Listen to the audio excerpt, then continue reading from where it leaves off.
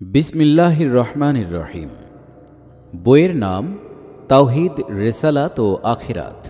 রচনায় সৈয়দ আবুল আলা মওদুদী। অনুবাদ মোহাম্মদ আব্দুর রহিম। প্রকাশনায় আধুনিক প্রকাশনী, ঢাকা। পৃষ্ঠা ৩। বিবেকের ফয়সালা। বড় বড় শহর নগরে আমরা দেখতে পাই শত শত কারখানা বৈদ্যুতিক শক্তির সাহায্যে চলছে। রেল ও ট্রাম গাড়ি তীব্রভাবে ধাবমান। সন্ধ্যার সময় হাজার হাজার বিজলি বাতি জ্বলে ওঠে। গ্রীষ্মকালে প্রায় ঘরে বৈদ্যুতিক পাখা চলে। কিন্তু এত সব কাজ দেখে আমাদের মনে যেমন কোনো বিস্ময়ের উদ্রেক হয় না, তেমনি এসব জিনিস উজ্জ্বল ও তীব্র গতিসম্পন্ন হওয়ার মূল কারণ নিয়ে আমাদের মধ্যে কোনোরূপ মতবৈষম্যেরও সৃষ্টি হয় না। এর কারণ কি? এর একমাত্র কারণ এই যে বৈদ্যুতিক তারের সাথে এই বাতিগুলো যুক্ত রয়েছে তা আমরা নিজেদের চোখে দেখতে পাই। যে বিদ্যুৎ কেন্দ্রের সাথে এ তারগুলো সংযোজিত তার অবস্থাও আমাদের অজ্ঞাত নয়। বিদ্যুৎ কেন্দ্রে যারা কাজ করে তাদের অস্তিত্ব এবং বর্তমান থাকাও আমাদের জ্ঞানের আওতাভুক্ত। কর্মচারীদের ওপর যে ইঞ্জিনিয়ারের কর্তৃত্ব ও নিয়ন্ত্রণ স্থাপিত রয়েছে সেও আমাদের অপরিচিত নয়। আমরা কথাও জানি যে এ ইঞ্জিনিয়ার বিদ্যুৎ উৎপাদন পদ্ধতি সম্পর্কে পূর্ণ ওয়াকিবহাল। তার নিকট বিরাট যন্ত্র রয়েছে। এ যন্ত্র চালিয়ে সে বিদ্যুৎ শক্তি উৎপাদন করে। বিজলি বাতির আলো, পাখার ঘূর্ণন, রেল ও ট্রাম গাড়ির দ্রুত গমন, চাকা ও কারখানা চলা ইত্যাদির মধ্যেই আমরা সেই বিদ্যুৎ শক্তির অস্তিত্ব বাস্তবভাবে দেখতে পাই। কাজেই বিদ্যুৎ শক্তির ক্রিয়া ও বাহ্যিক নিদর্শনসমূহ প্রত্যক্ষভাবে দেখে তার কার্যকারণ সম্পর্কে আমাদের মধ্যে কোনো মতবৈষম্যের সৃষ্টি না হওয়ার কারণ কেবল এটাই যে এ কার্যকারণ পরস্পরা সূত্রটি আমাদের ইন্দ্রিয়ানুভূত এবং প্রত্যক্ষভাবে আমাদের গোচরীভূত রয়েছে। মনে করুন, এ বিজলি বাতিগুলো যদি জ্বালানো হতো, পাখাগুলো ঘুরত, রেল ও ট্রাম গাড়িগুলো দ্রুত চলত, চাকা ও যন্ত্র দানব গতিশীল হতো। কিন্তু যে তারের মাধ্যমে বিদ্যুৎ শক্তি পৌঁছায় তা যদি আমাদের দৃষ্টির অন্তরালে থেকে যেত, বিদ্যুৎ কেন্দ্র অনুভূতি শক্তির আয়ত্তের বাইরে থাকত, বিদ্যুৎ কেন্দ্রের কর্মচারীদের সম্পর্কেও আমরা যদি কিছুই জানতে না পারতাম এবং কোন ইঞ্জিনিয়ার নিজের জ্ঞান ও শক্তির সাহায্যে এ কারখানাটি পরিচালনা করছে এ কথাও না জানতাম, তাহলেও কি আমরা এমনিভাবে শান্ত মনে বসে থাকতে পারতাম? তখন কি বৈদ্যুতিক শক্তির এ বাহ্যিক কার্যক্রম দেখে তার মূল কার্যকারণ সম্পর্কে আমাদের মধ্যে মতভেদ সৃষ্টি হতো না? পৃষ্ঠা ৪। এর উত্তরে সকলেই বলবেন, তখন আমাদের মধ্যে মতবৈষম্য না হয়ে পারত না। কিন্তু কেন? এজন্য যে বাহ্যিক কার্যক্রমের কারণ যখন প্রচ্ছন্ন, অগোচরীভূত ও অজ্ঞাত, তখন আমাদের মনে বিস্ময়সূচক অস্থিরতার উদ্রেক হওয়া, এ অজ্ঞাত রহস্যের দ্বারোদ্ঘাটনের জন্য উদ্বিগ্ন ও ব্যতিব্যস্ত হওয়া এবং রহস্য সম্পর্কে ধারণা, অনুমান ও মতের পার্থক্য সৃষ্টি হওয়া এক অতি স্বাভাবিক ব্যাপার। এ কথাটি ধরে নেয়ার পর আরও কয়েকটি কথা চিন্তা করুন। মনে করুন, উপরে যে কথাগুলো ধরে নেওয়া হয়েছে তাই বাস্তব জগতে বিদ্যমান। সহস্র লক্ষ বিজলিবাতি জ্বলছে, লক্ষ পাখা অহর্নিশ ঘুরছে, অসংখ্য গাড়ি দ্রুত দৌড়াচ্ছে, শত সহস্র কারখানা নিরবচ্ছিন্নভাবে চলছে। কিন্তু এগুলোতে কোন শক্তি কাজ করছে এবং সেই শক্তি বা কোথা হতে আসে তা জানার কোনো উপায়ই আমাদের করায়ত্ত নয়। এসব কর্মকাণ্ড ও বাহ্যিক লক্ষণ নিদর্শন দেখে লোকদের মন হতচকিত ও স্তম্ভিত। প্রত্যেক ব্যক্তি তার কর্মকারণের সন্ধানে বুদ্ধির ঘোড়া দৌড়াচ্ছে। কেউ বলছে এ সব কিছুই স্বতঃস্ফূর্তভাবে উজ্জ্বল আলোকমণ্ডিত এবং স্বীয় শক্তি বলে চলমান, গতিশীল। এগুলোর নিজস্ব সত্তার বাইরে এমন কোনো শক্তি নেই যে এগুলোকে আলো বা গতি দান করতে পারে। কেউ বলছে এসব জিনিস যেসব বস্তু হতে সৃষ্ট সেগুলোর সংযোজন ও সংগঠনই তাদের মধ্যে আলো ও গতির উদ্ভব করেছে। অন্য কারো মতে এ বস্তু জগতের বাইরে কতক দেবতা রয়েছে যাদের মধ্য হতে কেউ বিজলিবাতি প্রজ্বলিত করে, কেউ ট্রাম রেলগাড়ি চালায়, কেউ পাখাগুলোতে ঘূর্ণন ও আবর্তন ঘটায় এবং কারখানা ও যন্ত্রের চাকাকে গতিশীল করে। অনেক লোকে আবার এ বিষয়টি চিন্তা করতে করতে ক্লান্ত হয়ে পড়েছে এবং শেষ পর্যন্ত কাতর হয়ে বলতে শুরু করেছে যে আমাদের জ্ঞান বুদ্ধি সূক্ষ্ম ও গভীর রহস্যাবৃত তত্ত্ব পর্যন্ত পৌঁছতে পারে না। আমরা শুধু এতটুকু জানতে পারি যতটুকু আমরা নিজেদের চোখে দেখতে পাই ও অনুভব করতে পারি। তার অধিক কিছু আমরা বুঝতে পারি না। আর যা আমাদের বোধগম্য নয়, আমরা তার সত্যতাও যেমন স্বীকার করতে পারি না, তেমনি পারি না তাকে মিথ্যা বলে অস্বীকার করতে। পৃষ্ঠা 5। এসব লোক পরস্পরের সাথে লড়াই ঝগড়া করে বটে, কিন্তু তাদের মধ্যে কারো নিকট নিজস্ব চিন্তা ও মতের সমর্থনে এবং অপরের চিন্তা ও মতের প্রতিবাদ করার জন্য নিছক ধারণা অনুমান ছাড়া নির্দিষ্ট ও সন্দেহমুক্ত জ্ঞান বলতে কিছুই নেই। এসব মতবিরোধ ও মতবৈষম্য চলাকালে এক ব্যক্তি এসে বলে, সঠিক জ্ঞানের এমন একটি সূত্র আমার নিকট আছে যা তোমাদের কারো কাছে নেই। আমি জানতে পেরেছি যে এসব বিজলি বাতি, বৈদ্যুতিক পাখা, গাড়ি, কারখানা ও যন্ত্রের চাকা এমন কতকগুলো প্রচ্ছন্ন সূক্ষ্ম তারের সাথে সংযুক্ত যা তোমরা কেউ দেখতে পাও না, অনুভবও করতে পারো না। একটি বিরাট বিদ্যুৎ কেন্দ্র পাওয়ার হাউস হতে এসব তারে শক্তি সঞ্চারিত হয়, তাই আলো ও গতিরূপে তোমাদের সামনে অভিব্যক্ত হয়। এ বিদ্যুৎ কেন্দ্রে বড় বড় যন্ত্র সংস্থাপিত রয়েছে যাকে অসংখ্য ব্যক্তি চালাচ্ছে। এ ব্যক্তিগণ আবার একজন ইঞ্জিনিয়ারের অধীনে এবং এ ইঞ্জিনিয়ারের জ্ঞান ও শক্তি এ সমগ্র ব্যবস্থাকে কায়েম করেছে। তারই পরিচালনা ও নিয়ন্ত্রণে এ সমস্ত কাজ সম্পন্ন হয়ে থাকে। এ ব্যক্তি পূর্ণ শক্তিতে তার উপরোক্ত দাবি পেশ করে। লোকেরা তাকে মিথ্যাবাদী বলে আখ্যায়িত করে। সকল দল একযোগে তার বিরোধিতা করে, তাকে পাগল বলে, আঘাত করে, মারপিট করে, কষ্ট দেয়, ঘর হতে বের করে দেয়। কিন্তু এসব অমানসিক ও দৈহিক উৎপীড়ন সত্ত্বেও সে নিজের দাবির ওপর শক্ত হয়ে দাঁড়ায়। কোনো প্রকার ভয়, ভীতি কিংবা প্রলোভনে পড়ে নিজের মূল কথার এক বিন্দু পরিমাণ রদবদল বা সংশোধন করতে প্রস্তুত হয় না। কোনো প্রকার বিপদেও তার দাবিতে কোনো দুর্বলতা দেখা যায় না।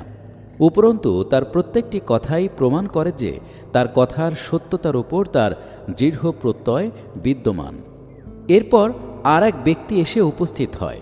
সেও ঠিক এ কথাই অনুরূপ দাবি সহকারে পেশ করে। তারপর তৃতীয়, চতুর্থ, পঞ্চম ব্যক্তি এসেও পূর্ববর্তীদের মতোই কথা বলে নিজের দাবি উপস্থিত করে। অতঃপর এ ধরনের লোকদের আগমন উত্তরোত্তর বৃদ্ধি পায়, এমনকি তাদের সংখ্যা শত সহস্রকেও অতিক্রম করে যায়। আর এসব লোকই সেই এক প্রকারের কথাকে এ ধরনের দাবি সহকারে উপস্থাপন করে। স্থান, কাল ও অবস্থার পার্থক্য থাকা সত্ত্বেও তাদের মূল কথায় কোনোই পার্থক্য সূচিত হয় না। সকলেই বলে, আমাদের কাছে জ্ঞানের এমন এক বিশেষ সূত্র বিদ্যমান যা অপর কারো কাছে নেই। এ সকল লোককে সমানভাবে পাগল বলে আখ্যা দেয়া হয়। সকল প্রকার নির্যাতন, নিষ্পেষণে তাদেরকে জর্জরিত করে তোলা হয়। সকল দিক দিয়েই তাদেরকে কোণঠাসা ও নিরুপায় করে দেবার চেষ্টা করা হয়। তাদের কথা ও দাবি হতে তাদেরকে বিরত রাখার উদ্দেশ্যে সকল প্রকার উপায় অবলম্বন করা হয়। পৃষ্ঠা 6। কিন্তু তাদের সকলেই নিজের কথার উপর অচল অটল হয়ে থাকে। দুনিয়ার কোনো শক্তি তাদেরকে 1 ইঞ্চি পরিমিত স্থান পর্যন্ত সরাতে পারে না। এ সংকল্প, দৃঢ়তা ও স্থির সততার সাথে তাদের বিশেষ কতগুলো গুণের ও বৈশিষ্ট্যের সংযোগ হয়। তাদের মধ্যে একজনও মিথ্যাবাদী, চোর, বিশ্বাসভঙ্গকারী, চরিত্রহীন, অত্যাচারী ও হারামখোর নয়। তাদের শত্রু এবং বিরোধীরাও এ কথা স্বীকার করতে বাধ্য যে এই লোকদের চরিত্র অত্যন্ত পবিত্র, স্বভাব অতিশয় নির্মল ও পুণ্যময়। নৈতিক সৌন্দর্য ও স্বভাব বৈশিষ্ট্যের দিক দিয়ে এরা অপর লোকদের তুলনায় উন্নত এবং বিশিষ্ট স্থানের অধিকারী।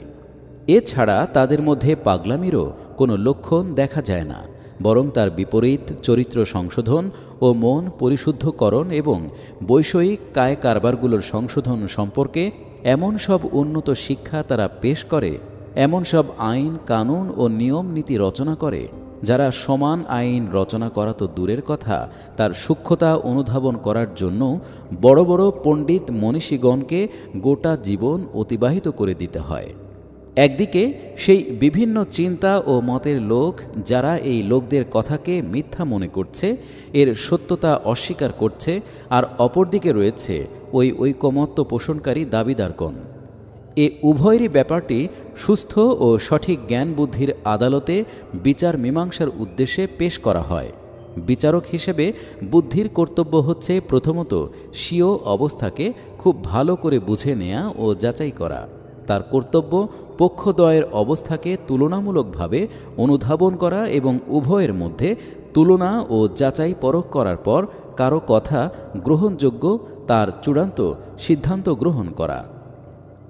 বিচারকের বিবেকের অবস্থা এই যে প্রকৃত ব্যাপারটিকে সঠিক রূপে জেনে নেবার কোনো সূত্রই তার করায়ত্ত নয়। প্রকৃত নিগূঢ় সত্যের তথা আলটিমেট রিয়েলিটির কোনো জ্ঞানই তার নেই। তার সামনে পক্ষদ্বয়ের বর্ণনা বিবৃতি যুক্তি প্রমাণ তাদের নিজস্ব অবস্থা ও বাহ্যিক লক্ষণ নিদর্শনই শুধু বর্তমান। তাকে গভীর তত্ত্বানুসন্ধিৎসুর দৃষ্টিতে যাচাই করে সম্ভাব্য অধিক সত্য হতে পারে কে, তার ফয়সালা করতে হবে। পৃষ্ঠা ৭। কিন্তু সম্ভাব্য অধিক সত্য হওয়ার দৃষ্টিতেও তা কোনো সিদ্ধান্ত ঘোষণা করতে পারে না, কেননা যা কিছু তত্ত্ব ও তথ্য তার করায়ত্ত তার ভিত্তিতে প্রকৃত ব্যাপার যে কি তা বলাও তার পক্ষে অত্যন্ত কঠিন। খুব বেশি হলে তার পক্ষে পক্ষদ্বয়ের মধ্যে একটিকে অগ্রাধিকার দান করা সম্ভব, কিন্তু পূর্ণ নিশ্চয়তা ও দৃঢ় প্রত্যয় সহকারে কাউকে সত্য বলা বা কাউকেও মিথ্যা বলে অভিহিত করা তার পক্ষে সম্ভব নয়। যারা উক্ত কথা ও দাবির সত্যতা অস্বীকার করে তাদের অবস্থা এরূপ: ১. প্রকৃত নিগূঢ় সত্য সম্পর্কে তাদের মতাদর্শ বিভিন্ন, কোনো একটি বিষয়েও তাদের মধ্যে বিভিন্ন ক্ষেত্রে মতবৈষম্য দেখতে পাওয়া গেছে। ২. তারা নিজেরাই এ কথা বলে যে প্রকৃত সত্যকে জানার জন্য বিশেষ কোনো জ্ঞান সূত্র তাদের মধ্যে বর্তমান নেই।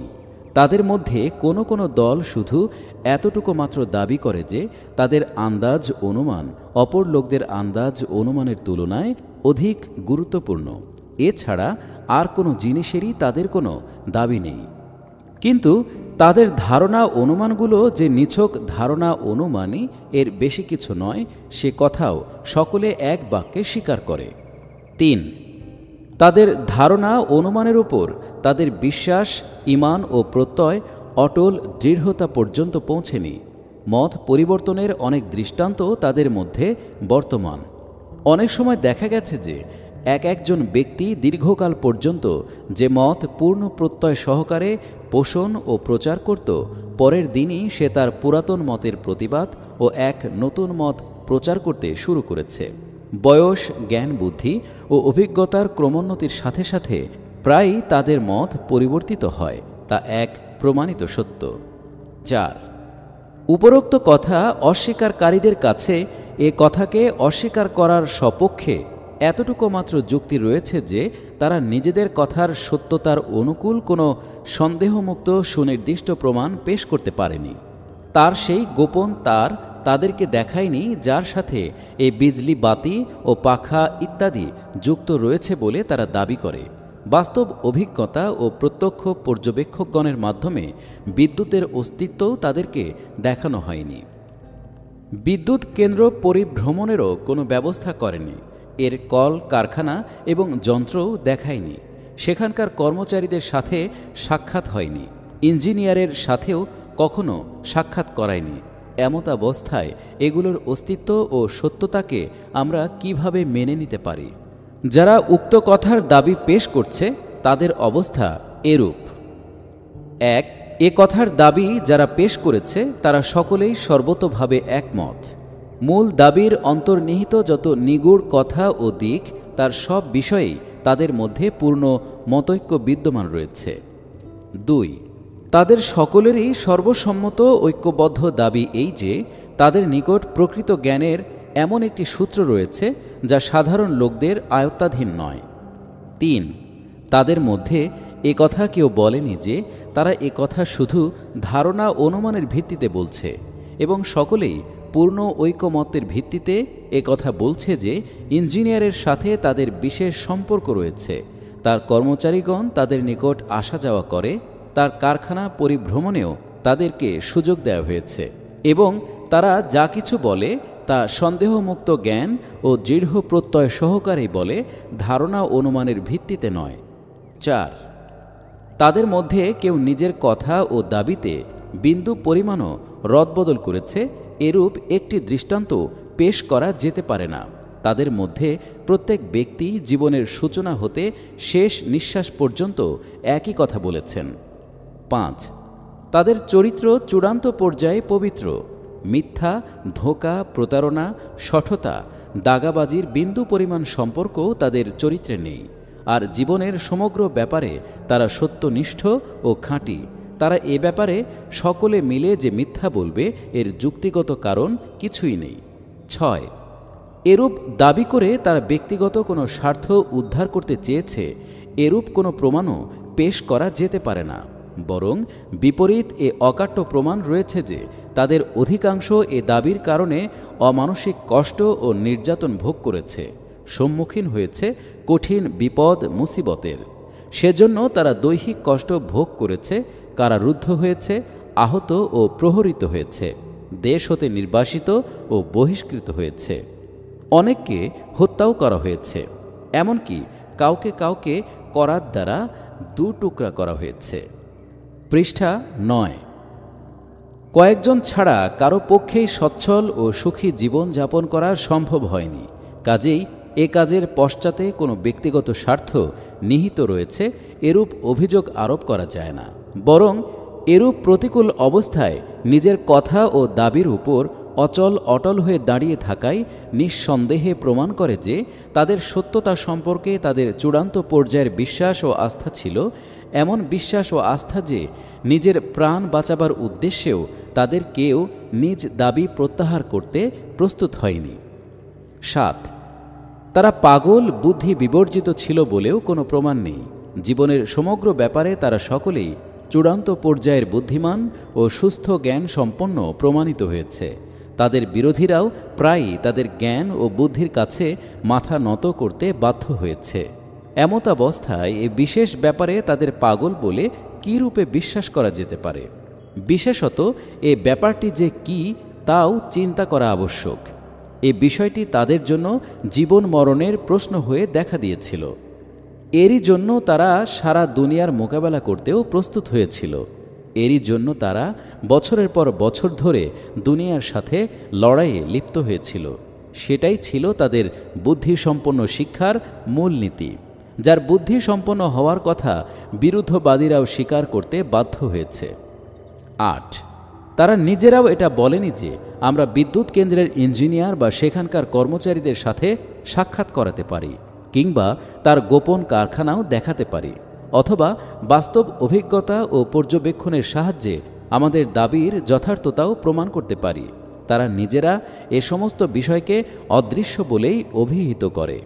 তারা বলে, তোমরা আমাদের উপর আস্থা ও বিশ্বাস স্থাপন করো এবং আমরা যা কিছু বলছি তা মেনে নাও। পক্ষদ্বয়ের আস্থা ও উভয়ের বক্তব্য সম্পর্কে চিন্তা করার পর বুদ্ধির আদালত স্বীয় ফয়সালা করছে। বুদ্ধি বলে, কয়েকটি বাহ্যিক লক্ষণ, নিদর্শন ও দর্শনে ওগুলোর অভ্যন্তরীণ কার্যকারণ অনুসন্ধান কাজ উভয় পক্ষই করেছে এবং উভয় পক্ষই নিজ নিজ মতবাদ প্রকাশ করেছে। বাহ্য দৃষ্টে উভয় পক্ষের মতবাদ একটি দিক দিয়ে সমান ও একই রকম মনে হয়। পৃষ্ঠা 10, প্রথমত, উভয় পক্ষের কারো মতে বুদ্ধির বিচারে অসম্ভবতা নেই, অর্থাৎ বুদ্ধির নিয়ম নীতির দৃষ্টিতে কোনো একটি মত সম্পর্কে এ কথা বলা যায় না যে তার নির্ভুল ও সত্য হওয়া একেবারে অসম্ভব। দ্বিতীয়ত, উভয় পক্ষের কারো কথায় সত্যতা ও যথার্থতা বাস্তব অভিজ্ঞতা বা পর্যবেক্ষণের সাহায্যে প্রমাণ করা যায় না। প্রথম পক্ষের লোকেরাও যেমন নিজেদের সমর্থনে না এমন কোনো বৈজ্ঞানিক প্রমাণ পেশ করতে সমর্থ হয়েছে যা প্রত্যেক ব্যক্তিকে সত্য বলে বিশ্বাস করতে বাধ্য করবে, তেমনি দ্বিতীয় পক্ষও না এরূপ প্রমাণ পেশ করতে সমর্থ, না এরূপ প্রমাণ করার দাবি করে। কিন্তু আরও অধিক চিন্তা ও গবেষণার পর এমন কয়েকটি বিষয় সুপ্রতিভাত হয়ে ওঠে এবং তার ভিত্তিতে দ্বিতীয় পক্ষের মতবাদ অগ্রাধিকার পাওয়ার যোগ্য বিবেচিত হয়। প্রথম, অপর কোনো মতবাদের সপক্ষে ও সমর্থনে এত বিপুল সংখ্যক বুদ্ধিমান, পবিত্র স্বভাবচরিত্র সম্পন্ন সত্যবাদী লোক এক কথায় এত জোরালোভাবে, এত দৃঢ় বিশ্বাস এবং প্রত্যয় সহকারে প্রচার ও সমর্থন করেনি। দ্বিতীয়, এরূপ স্বভাবের লোকেরাও বিভিন্ন কালের ও বিভিন্ন স্থানের। এরা সম্মিলিতভাবে দাবি করেছে যে তাদের সকলেরই নিকট এক অসাধারণ জ্ঞানসূত্র বিদ্যমান এবং তারা সকলেই এই সূত্রের মাধ্যমে বাহ্যিক নিদর্শনসমূহের অন্তর্নিহিত কারণসমূহ জানতে পেরেছে। কেবলমাত্র এতটুকু জিনিসই আমাদেরকে তাদের দাবির সত্যতা স্বীকার করে নিতে উদ্বুদ্ধ করে, বিশেষভাবে এ কারণে যে তাদের জ্ঞান তথ্য সম্পর্কে তাদের পরস্পরের বর্ণনার মধ্যে কোনোই পার্থক্য নেই। যা কিছু জ্ঞান তথ্যের কথা তারা প্রকাশ করেছে তাতে বুদ্ধিগত অসম্ভবতাও কিছু নেই। কোনো লোকের মধ্যে কিছু অনন্য সাধারণ জ্ঞান বুদ্ধি বর্তমান থাকা যা অপর কারো মধ্যে পাওয়া যায় না, বুদ্ধির বিচারে অসম্ভব মনে করারও কোনো কারণ নেই। তৃতীয়, বাহ্যিক নিদর্শনসমূহের অবস্থা চিন্তা করলেও এটাই স্বাভাবিক মনে হয় যে দ্বিতীয় পক্ষের মতবাদই ঠিক, কেননা বিজলি বাতি, পাখা, গাড়ি, কারখানা ইত্যাদি স্বতই উজ্জ্বল ও গতিশীল হতে পারে না। এরূপ হলে উজ্জ্বল ও গতিশীল হওয়া তাদের নিজস্ব ইখতিয়ারভুক্ত হতো, আর তা যে নয় বলাই বাহুল্য। অনুরূপভাবে তাদের আলো ও গতি তাদের বস্তুগত সংগঠনেরও ফল নয়, কেননা তা যখন গতিশীল ও উজ্জ্বল হয় না তখনও তো তাদের বস্তুগত সংগঠন এরূপ বর্তমান থাকে। পৃষ্ঠা 11। আর এসব বিভিন্ন শক্তির অধীনও নয় তাও সুস্পষ্ট, কেননা বাতিসমূহের যখন আলো থাকে না তখন পাখাও বন্ধ থাকে, ট্রাম গাড়িও বন্ধ হয়ে যায়, কারখানাও তখন চলে না। এটা সচরাচরই পরিদৃষ্ট হয়। কাজেই বাহ্যিক নিদর্শনসমূহের বিশ্লেষণ দানে প্রথম পক্ষের তরফ হতে যেসব মতবাদ পেশ করা হয়েছে তা সবই জ্ঞান বুদ্ধি ও বিবেক বিচারের দৃষ্টিতে গ্রহণের অযোগ্য। সর্বাপেক্ষা অধিক বিশুদ্ধ ও নির্ভুল কথা এটাই মনে হয় যে এ সমস্ত নিদর্শনেই একটি শক্তি সক্রিয় রয়েছে এবং তার মূল মন্ত্র এক সুবিজ্ঞ শক্তিমান ও বুদ্ধিমান সত্তার হাতে নিবন্ধ। তিনি এক সুনির্দিষ্ট ব্যবস্থা অনুযায়ী এই শক্তিকে বিভিন্ন নিদর্শনের ক্ষেত্রে ব্যয় করছেন। তবে সংশয়বাদীরা বলে থাকে যে এ কথা আমাদের বোধগম্য হয় না, আমরা তাকে না সত্য বলে গ্রহণ করতে পারি আর না মিথ্যা বলে প্রত্যাখ্যান করতে পারি। বিচার বুদ্ধি এ কথাকে সত্য বলে মেনে নিতে পারে না, কেননা কোনো একটি কথার বাস্তবে সত্য হওয়া তার শ্রোতাদের বোধগম্য হওয়ার উপর নির্ভরশীল নয়, কেবলমাত্র নির্ভরযোগ্য বিপুল সাক্ষ্য হওয়াই তার বাস্তবতা স্বীকার করে নেয়ার জন্য যথেষ্ট। আমাদের নিকট কয়েকজন বিশ্বস্ত ও নির্ভরযোগ্য লোক যদি বলে যে আমরা পশ্চিম দেশের লোকদেরকে লৌহ নির্মিত গাড়িতে বসে শূন্য লোকে উড়তে দেখেছি এবং লন্ডনে বসে আমাদের নিজেদের কানে আমেরিকার বক্তৃতা শুনে এসেছি, তবে আমরা শুধু দেখব যে এ লোকগুলো মিথ্যাবাদী বা বিদ্রূপকারী তো নয়। এরূপ বলার সাথে তাদের ব্যক্তিগত স্বার্থ তো কিছু জড়িত নেই। আমরা যদি দেখি যে বহু সংখ্যক সত্যবাদী ও বুদ্ধিমান লোক কোনরূপ মতদ্বৈততা ছাড়াই এবং পূর্ণ দায়িত্ব সহকারে এ কথা বলছে, তাহলে আমরা পূর্ণ প্রত্যয় সহকারে তা অবশ্যই মেনে নেব। লৌহ নির্মিত গাড়ির শূন্য লোকে উড়ে যাওয়া এবং কোনো প্রকার বস্তুগত মাধ্যম ছাড়াই এক দেশের ধ্বনি কয়েক সহস্র মাইল দূরবর্তী কোনো দেশে শ্রুত হওয়ার ব্যাপারটি আমাদের বোধগম্য না হলেও তা আমরা বিশ্বাস করব। আলোচ্য মামলায় বুদ্ধির ফয়সালা এটাই, কিন্তু মনের সত্য বিশ্বাস ও প্রত্যয়মূলক অবস্থা ইসলামী পরিভাষায় যাকে ঈমান বলা হয় এরূপ ফয়সালা হতে লাভ করা যায় না। পৃষ্ঠা 12। এর জন্য প্রয়োজন আন্তরিক নিষ্ঠাপূর্ণ অনুভূতি, দরকার মন লাগিয়ে দেয়ার, সেজন্য হৃদয়ের অভ্যন্তরের গভীর মর্মমূল হতে এক ধ্বনি উত্থিত হওয়ার প্রয়োজন, যা মিথ্যা, সংশয়, সন্দেহ ও ইতস্তত করার সকল অবস্থার চির অবসান করে দেবে।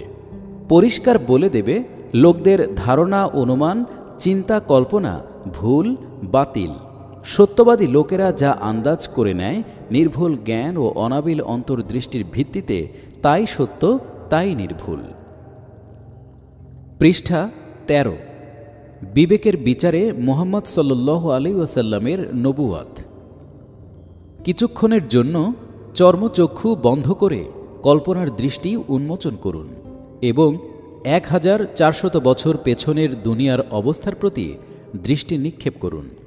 ভেবে দেখুন এটা কী রকমের জগৎ ছিল। মানুষের পারস্পরিক চিন্তার আদান প্রদানের উপায় উপাদান তখন কতই না কম ছিল। জাতি ও দেশসমূহের মধ্যে যোগাযোগ স্থাপনের সুযোগ সুবিধা কতই না সীমাবদ্ধ ছিল। মানুষের জ্ঞান ছিল কত সামান্য, চিন্তা ও মানসিকতা ছিল কতই না সংকীর্ণ। চিন্তার ক্ষেত্রে ছিল কুসংস্কার ও বর্বরতার কি দুর্দণ্ড প্রভাব। মূর্খতার অন্ধকারে জ্ঞানের আলো ছিল কতই না ম্লান ও অনুজ্জ্বল, আর এ সমাচ্ছন্ন অন্ধকারকে অপসারিত করে কতই না কষ্ট সহকারে তা বিস্তার লাভ করছিল। তখনকার দুনিয়ায় ছিল না তার বার্তার ব্যবস্থা, ছিল না কোনো টেলিফোন, ছিল না রেডিও, রেলগাড়ি ও উড়োজাহাজ। কোথাও ছিল না মুদ্রণ যন্ত্র ও প্রকাশনালয়, ছিল না শিক্ষা প্রতিষ্ঠান, স্কুল, মাদ্রাসা, কলেজের কোনো আধিক্য ও প্রাচুর্য।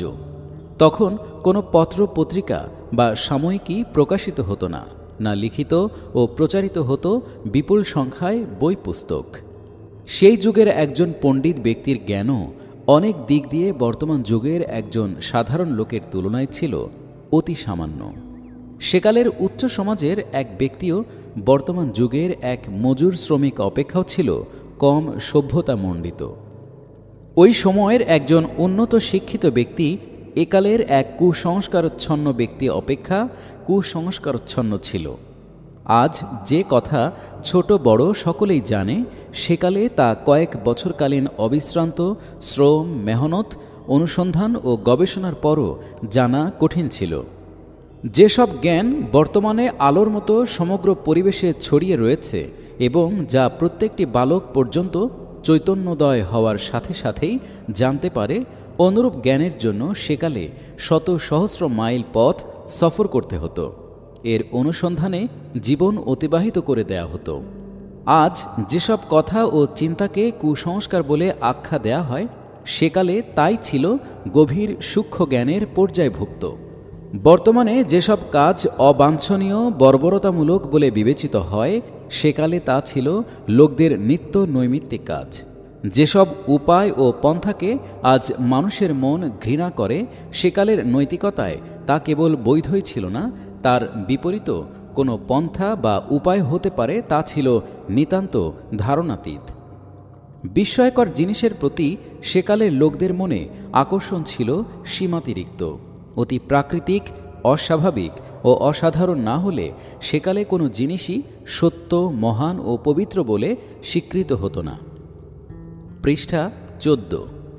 উপরন্তু সেকালের মানুষ নিজেকে এতদূর হীন ও লাঞ্ছিত মনে করত যে মানুষ যে আল্লাহকে পেতে পারে ও আল্লাহপ্রাপ্ত কোনো সত্তা যে মানুষ হতে পারে তা তাদের ধারণায় পরিসীমায়ও পৌঁছাতে পারত না।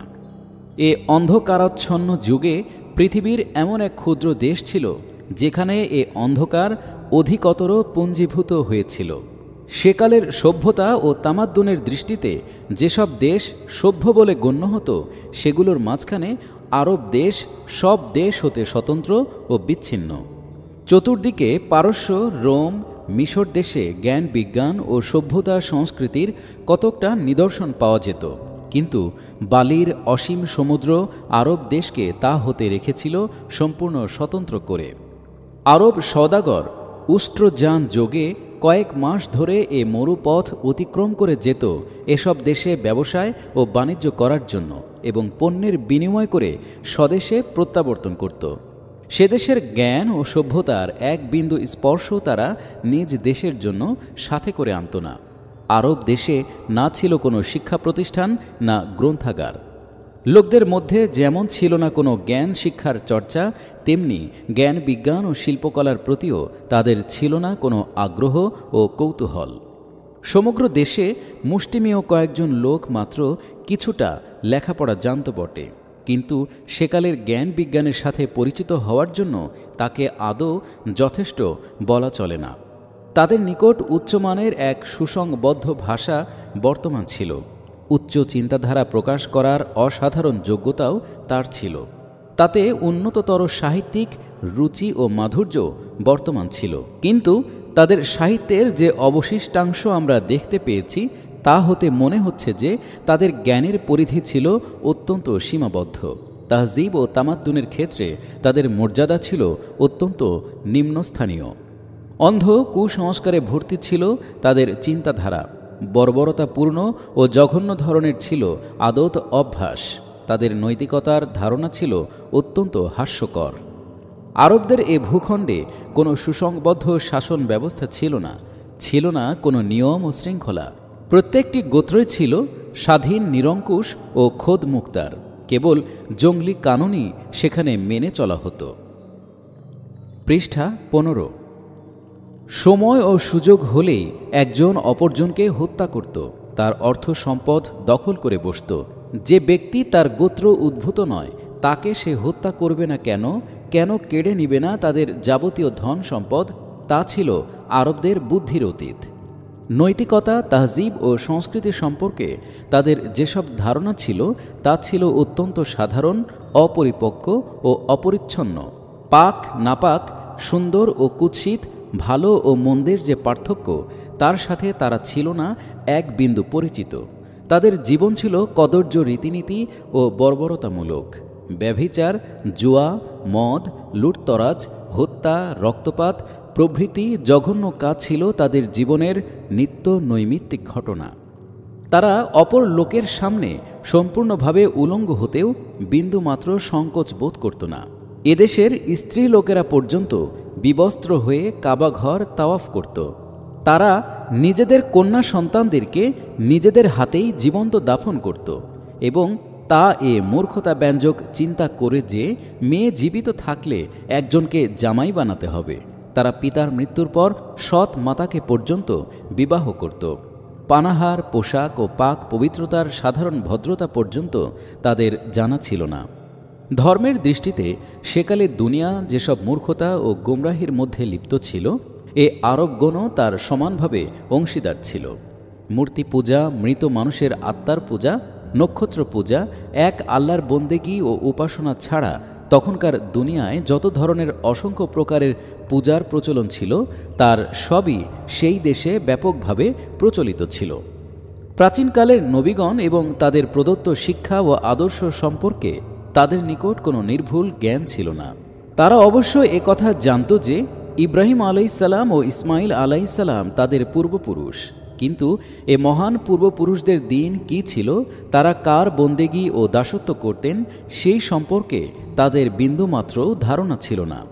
আদ ও সামুদ প্রভৃতি প্রাচীন জাতিসমূহের কিচ্ছা কাহিনীও তাদের কাছে অজানা ছিল না। কিন্তু তাদের যেসব বর্ণনা আরব ঐতিহাসিকগণ উল্লেখ করেছেন তাতে হজরত সালেহ আলাইসাল্লাম ও হজরত হুদ আলাইসাল্লামের শিক্ষা ও আদর্শের চিহ্ন মাত্র খুঁজে পাওয়া যায় না। ইয়াহুদি ও খ্রিস্টানদের মাধ্যমে বনি ইসরায়েল বংশের নবীগণ সম্পর্কে অনেক কথাই তাদের নিকট পৌঁছেছিল, কিন্তু তা যে কী বস্তু ছিল কোরআনের বিভিন্ন তাফসির লেখকের উল্লেখিত ইসরায়েলি কিংবদন্তি হতে সে সম্পর্কে অতি সহজেই ধারণা করা যায়।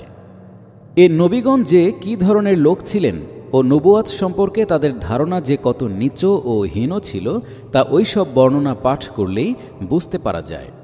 ঠিক এ সময় এ ধরনেরই এক ব্যক্তি জন্মগ্রহণ করেন। বাল্যকালেই পিতামাতা ও পিতামহের স্নেহসিক্ত ছায়া হতে বঞ্চিত হয়ে যান। ফলে এরূপ এক অনুন্নত দেশেও লেখাপড়া ও শিক্ষা দীক্ষা লাভের যতটুকু সুযোগ পাওয়া সম্ভব ছিল তাও তিনি পেলেন না। বয়স ও জ্ঞান বৃদ্ধির পর তিনি মহল্লার ছেলে ছোকরাদের সাথে মিলে ছাগল চড়াতে শুরু করেন। যৌবনে তিনি ব্যবসা বাণিজ্যে মনোনিবেশ করেন। উঠা বসা, চলাফেরা ও মিল মিশ সব কিছুই পূর্বোল্লিখিত ধরনের আরব লোকদের সাথেই অনুষ্ঠিত হতে থাকে। লেখাপড়া ও শিক্ষার এক বিন্দু স্পর্শ পর্যন্ত লাগেনি, কেননা তদানীন্তন আরবে শিক্ষিত লোকের কোনো অস্তিত্ব ছিল না। কয়েকবার তিনি আরবের বাইরে যাওয়ার সুযোগ পান বটে, কিন্তু এ বিদেশ যাত্রাও কেবল সিরিয়া পর্যন্তই সীমাবদ্ধ থাকে। সেকালের আরব ব্যবসায়ী কাফেলা যে রকম চলত, তার এ সফরও অনুরূপ ছিল। এ সফর ব্যবদেশে কোথাও জ্ঞান ও সভ্যতার কিছু নিদর্শন তিনি দেখতে পেলেও এরূপ এবং কিছু সংখ্যক শিক্ষিত লোকদের সাক্ষাৎ লাভ করে থাকলেও এরূপ বিক্ষিপ্ত পর্যবেক্ষণ ও সাময়িক দেখা সাক্ষাৎ যে কোনো লোকের চরিত্র গড়ে উঠতে পারে না, তা সুস্পষ্ট। এরূপ সাক্ষাতের প্রভাবে কোনো ব্যক্তি তার গোটা পরিবেশ হতে এতদূর স্বতন্ত্র ও ভিন্ন চরিত্রের হয়ে গড়ে উঠতে পারে না। এ সুযোগে এতখানি শিক্ষা লাভও কারো পক্ষে সম্ভব হয় না, যার ফলে একজন উম্মি নিরক্ষর ব্যক্তি দেশ কাল নির্বিশেষে সমগ্র দুনিয়ার ও সমগ্র কালের নেতা হতে পারে।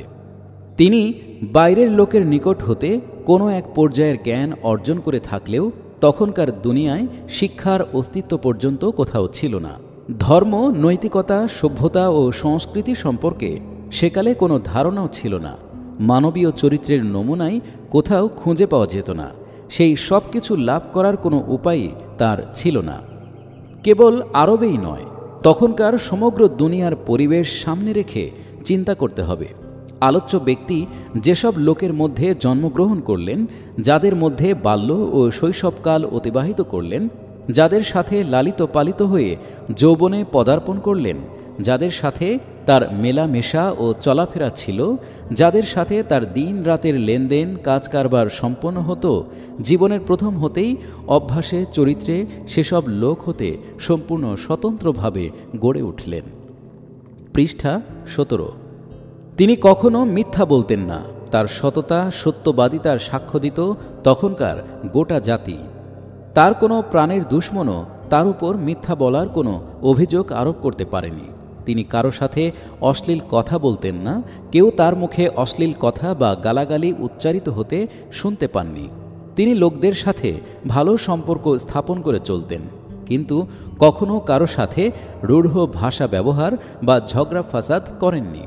তার কণ্ঠে কঠোর ভাষার পরিবর্তে মিষ্ট ভাষাই সবসময় উচ্চারিত হতো, ফলে যে কেউ তার সাথে সাক্ষাৎ করত তার দিকে নিবিড়ভাবে আকৃষ্ট হয়ে যেত। কারো সাথে তিনি কোনো খারাপ মোয়ামেলা বা ব্যবহার করেননি, কারো হক নষ্ট বা হরণ করেননি। বছরের পর বছর ধরে ব্যবসা বাণিজ্য করা সত্ত্বেও কারো এক পয়সা পরিমাণও অন্যায়ভাবে গ্রহণ করেননি। যাদের সাথে তার লেনদেন ও কাজকর্মের সম্পর্ক, তারা সকলেই তার বিশ্বস্ততা ও ইমানদারির উপর পূর্ণ মাত্রায় নির্ভর করে। গোটা জাতি তাকে আল আমিন উপাধি দান করে। শত্রুপক্ষের লোকেরা পর্যন্ত তার নিকট নিজেদের মূল্যবান সম্পদ গচ্ছিত রাখে এবং তিনি সেই সবের পূর্ণ হেফাজত করেন। চারিদিকে প্রায় সকল লোকই লজ্জাহীন। তার মধ্যে তিনি এমন একজন লজ্জাশীল ব্যক্তি যে জ্ঞানের উন্মেষ কাল হতে তাকে কেউ উলঙ্গ দেখতে পায়নি। চরিত্রহীন পরিবেষ্টনীর মধ্যে তিনি একা এমন চরিত্রবান ও পূত প্রকৃতির লোক যে তিনি কখনো কোনো অন্যায় ও অবৈধ কাজে লিপ্ত হননি। মদ পান বা জুয়া খেলায় যোগদান করেননি। নোংরা লোকদের মধ্যে তিনি এমন সুসভ্য ব্যক্তি যে সকল প্রকার অসভ্যতা ও মলিনতাকে তিনি ঘৃণা করেন ও বর্জন করে চলেন, বরং তার প্রত্যেক কাজেই পরিচ্ছন্নতা ও শালীনতা পরিস্ফুট ছিল। পাষাণ দিল লোকদের মধ্যে তিনি অত্যন্ত দয়ালু ব্যক্তি। সকলেরই দুঃখ দরদে তিনি শরিকদার। ইয়াতিম ও বিধবাদের সাহায্য করেন। কাউকে তিনি কোনো প্রকার আঘাত দেন না, বরং তিনি অপর লোকদের জন্য সকল প্রকার দুঃখ অকাতরে স্বীকার করেন। পশু স্তরের লোকদের মধ্যে তিনি অবিচল শান্তিপ্রিয় লোক। নিজ জাতির লোকদেরকে ঝগড়া ফাসাদ ও রক্তারক্তিতে লিপ্ত দেখে কষ্টবোধ করেন। গোত্রীয় লড়াই বিবাদ হতে তিনি অতিশয় দূরে সরে থাকেন। সন্ধি মিলন সৃষ্টির চেষ্টায় তিনি অগ্রসর। পৃষ্ঠা 18। মূর্তি পূজারীদের মাঝে তিনি এক সুস্থ প্রকৃতি ও অনাবিল বুদ্ধির লোক। আকাশ ও পৃথিবীতে তিনি কোনো কিছুই পূজ্য বা পূজনীয় বলে মনে করেন না। কোনো সৃষ্টির সামনে তার মাথা অবনমিত হয় না। মূর্তিদের সামনে প্রদত্ত অর্ঘ্য খেতেও তিনি কখনো প্রস্তুত হন না। তার দিল স্বতঃস্ফূর্তভাবেই শির্ক ও সৃষ্টি পূজার মলিনতা হতে পবিত্র। এরূপ পরিবেশে এ ব্যক্তি এমনভাবে পরিদৃশ্যমান হয়ে উঠে যেন নিচ্ছিদ্র অন্ধকারে একটি উজ্জ্বল প্রদীপ কিংবা পাথর স্তূপের মধ্যে একটি হীরকখণ্ড চকমক করছে। প্রায় 40 বছর পর্যন্ত এরূপ পবিত্র ও পরিচ্ছন্ন জীবন যাপনের পর তার জীবনে সহসা এক বৈপ্লবিক পরিবর্তন সূচিত হয়। তিনি চতুর্দিকে সমাচ্ছন্ন অন্ধকার দেখে ভীত সন্ত্রস্ত হয়ে পড়েন। তাকে পরিবেষ্টনকারী এ মূর্খতা, চরিত্রহীনতা, অনৈতিকতা, বিশৃঙ্খলা, শির্ক ও ভূত পরস্তির ভয়াবহ সমুদ্র হতে তিনি নিষ্কৃতি পেতে চান। এ পরিবেশে কোনো একটি জিনিসও তার স্বভাবের অনুকূল মনে হয় না। তিনি সব কিছু পরিত্যাগ করে সব কিছু হতে বিচ্ছিন্ন ও নিঃসম্পর্ক হয়ে লোকালয় হতে দূরে পর্যন্ত গুহায় অবস্থান করতে শুরু করলেন। নিতান্ত একাকিত্বে পূর্ণ প্রশান্তিময় পরিবেষ্টনীতে একাধারে কয়েক দিন ও রাত অতিবাহিত করেন। এ সময় রোজা রেখে তিনি নিজের রূহ, দিল ও দিমাগকে অধিকতর পবিত্র ও সিদ্ধিপূর্ণ করে তুলতে লাগলেন। এর সাথে তিনি গভীরভাবে চিন্তা গবেষণা করতে থাকেন। তিনি এমন একটি প্রজ্জ্বল আলোকের সন্ধান করতেছিলেন যার দ্বারা চতুর্দিকে সমাচ্ছন্ন অন্ধকার দূরীভূত করতে সমর্থ হবেন। এমন এক শক্তি অর্জনেরও তিনি অভিলাষী ছিলেন যার সাহায্যে তিনি এ অধপতিত জগৎকে ভেঙে চুরে এক নতুন জগতের সৃষ্টি করতে পারবেন। সহসা তার অবস্থার এক বিরাট পরিবর্তন সূচিত হয়। হঠাৎ তার হৃদয় মনে এমন এক আলোকোচ্ছটা তিনি অনুভব করতে থাকেন যা অপূর্ব, সম্পূর্ণ অভিনব। তিনি এমন এক শক্তিও লাভ করেন যা ইতিপূর্বে কোনো দিনই তার ছিল না। তিনি পর্বত গুহা হতে বের হয়ে লোকালয়ে ফিরে আসেন। লোকদের সম্বোধন করে বলতে শুরু করলেন, তোমরা যে মূর্তির সামনে অবনত হও এসবের কোনোই অর্থ নেই। এটা পরিত্যাগ করো। কোনো মানুষ, কোনো বৃক্ষ, কোনো পাথর, কোনো আত্মা, কোনো গ্রহ পূজনীয় নয়। কারো সামনে মাথা নত করা যায় না। এরা তার উপযুক্ত নয়। এ সবগুলোর বন্দেগী, দাসত্ব, হুকুম বরদারি ও আনুগত্য করা যেতে পারে না। এ জমি, চাঁদ, সূরজ, নক্ষত্র, আকাশ ও পৃথিবীর সব জিনিসই এক মহান আল্লাহর সৃষ্টি। পৃষ্ঠা 19। তিনি তোমাদের ও এসব জিনিসের সৃষ্টিকর্তা। তিনি রিজিকদাতা, জীবন ও মৃত্যুদাতা। অতএব কেবলমাত্র তারই সামনে মাথা অবনত করো। চুরি, লুটতরাজ, রক্তপাত, হত্যাকাণ্ড, জুলুম, নিপীড়ন, জেনা, ব্যভিচার, দিন রাত যেসব কাজে তোমরা লিপ্ত হয়ে আছো এসবই গুনাহের কাজ। এটা পরিত্যাগ করো। আল্লাহ এটা কিছুমাত্র পছন্দ করেন না। সত্য কথা বলো, ইনসাফ করো, কাউকে হত্যা করো না, কারো মাল কেড়ে নিও না। যা গ্রহণ করবে সততা ও ন্যায় পরায়ণতা সহকারে গ্রহণ করো, আর যা দিবে ইনসাফ অনুযায়ী দাও। তোমরা সকলেই মানুষ, নীচ নহে। কেউ ইজ্জতের গৌরব নিয়ে দুনিয়ায় জন্মগ্রহণ করেনি। সম্মান ও মর্যাদা বংশ বা খানদানের ভিত্তিতে স্থিরীকৃত হয় না। কেবল আল্লাহর আনুগত্য, সত্যানুশীলন ও পবিত্রতাই হচ্ছে একমাত্র মানদণ্ড। যে আল্লাহকে ভয় করে, সত্যানুসারী, পবিত্র চরিত্র সম্পন্ন, সেই হচ্ছে উন্নত মানুষ। আর যে সেই রূপ নয় সে কিছুই নয়। মৃত্যুর পর তোমাদের সকলকেই আল্লাহর সামনে হাজির হতে হবে। তোমাদের প্রত্যেকে নিজ নিজ কাজের জন্য আল্লাহর নিকট জবাবদিহি করতে হবে। আর সেই আল্লাহ তিনি, যিনি সর্বদ্রষ্টা, সর্বজ্ঞ। তোমরা কোনো জিনিস তার নিকট হতে গোপন করতে পারো না। তোমাদের জীবনের আমলনামা যথাযথ রূপে কোনরূপ কম বেশি ও রদবদল ছাড়াই তার সামনে হাজির করা হবে। আর সেই আমলনামার দৃষ্টিতেই তোমাদের পরিণাম সম্পর্কে সিদ্ধান্ত গ্রহণ করা হবে। প্রকৃত সুবিচারক মহান আল্লাহর সামনে কোনো প্রকার সুপারিশ কাজে আসবে না। ঘুষ দানের কোনো সুযোগ পাওয়া যাবে না। কারো বংশীয় মর্যাদারও সেই দিন কোনো মূল্য হবে না। সেখানে মূল্য হবে কেবলমাত্র ঈমান ও নেক আমলের। এ মূলধন সেদিন যার নিকট থাকবে সেই জান্নাতে প্রবেশ করতে পারবে, আর যার নিকট এসবের কিছুই থাকবে না সে ব্যর্থ হবে এবং জাহান্নামে নিক্ষিপ্ত হবে। এ পয়গাম নিয়েই তিনি পর্বত গুহা হতে বের হয়েছিলেন। মূর্খ জাতি তার বিরুদ্ধতা করতে শুরু করে, গালাগালি করে, মন্দ বলতে শুরু করে। মারার জন্য হাত উত্তোলন করে। একদিন দুই দিন নয়, একসাথে 13টি বছর পর্যন্ত তার উপর কঠোরভাবে অত্যাচার ও নির্যাতন চলতে থাকে।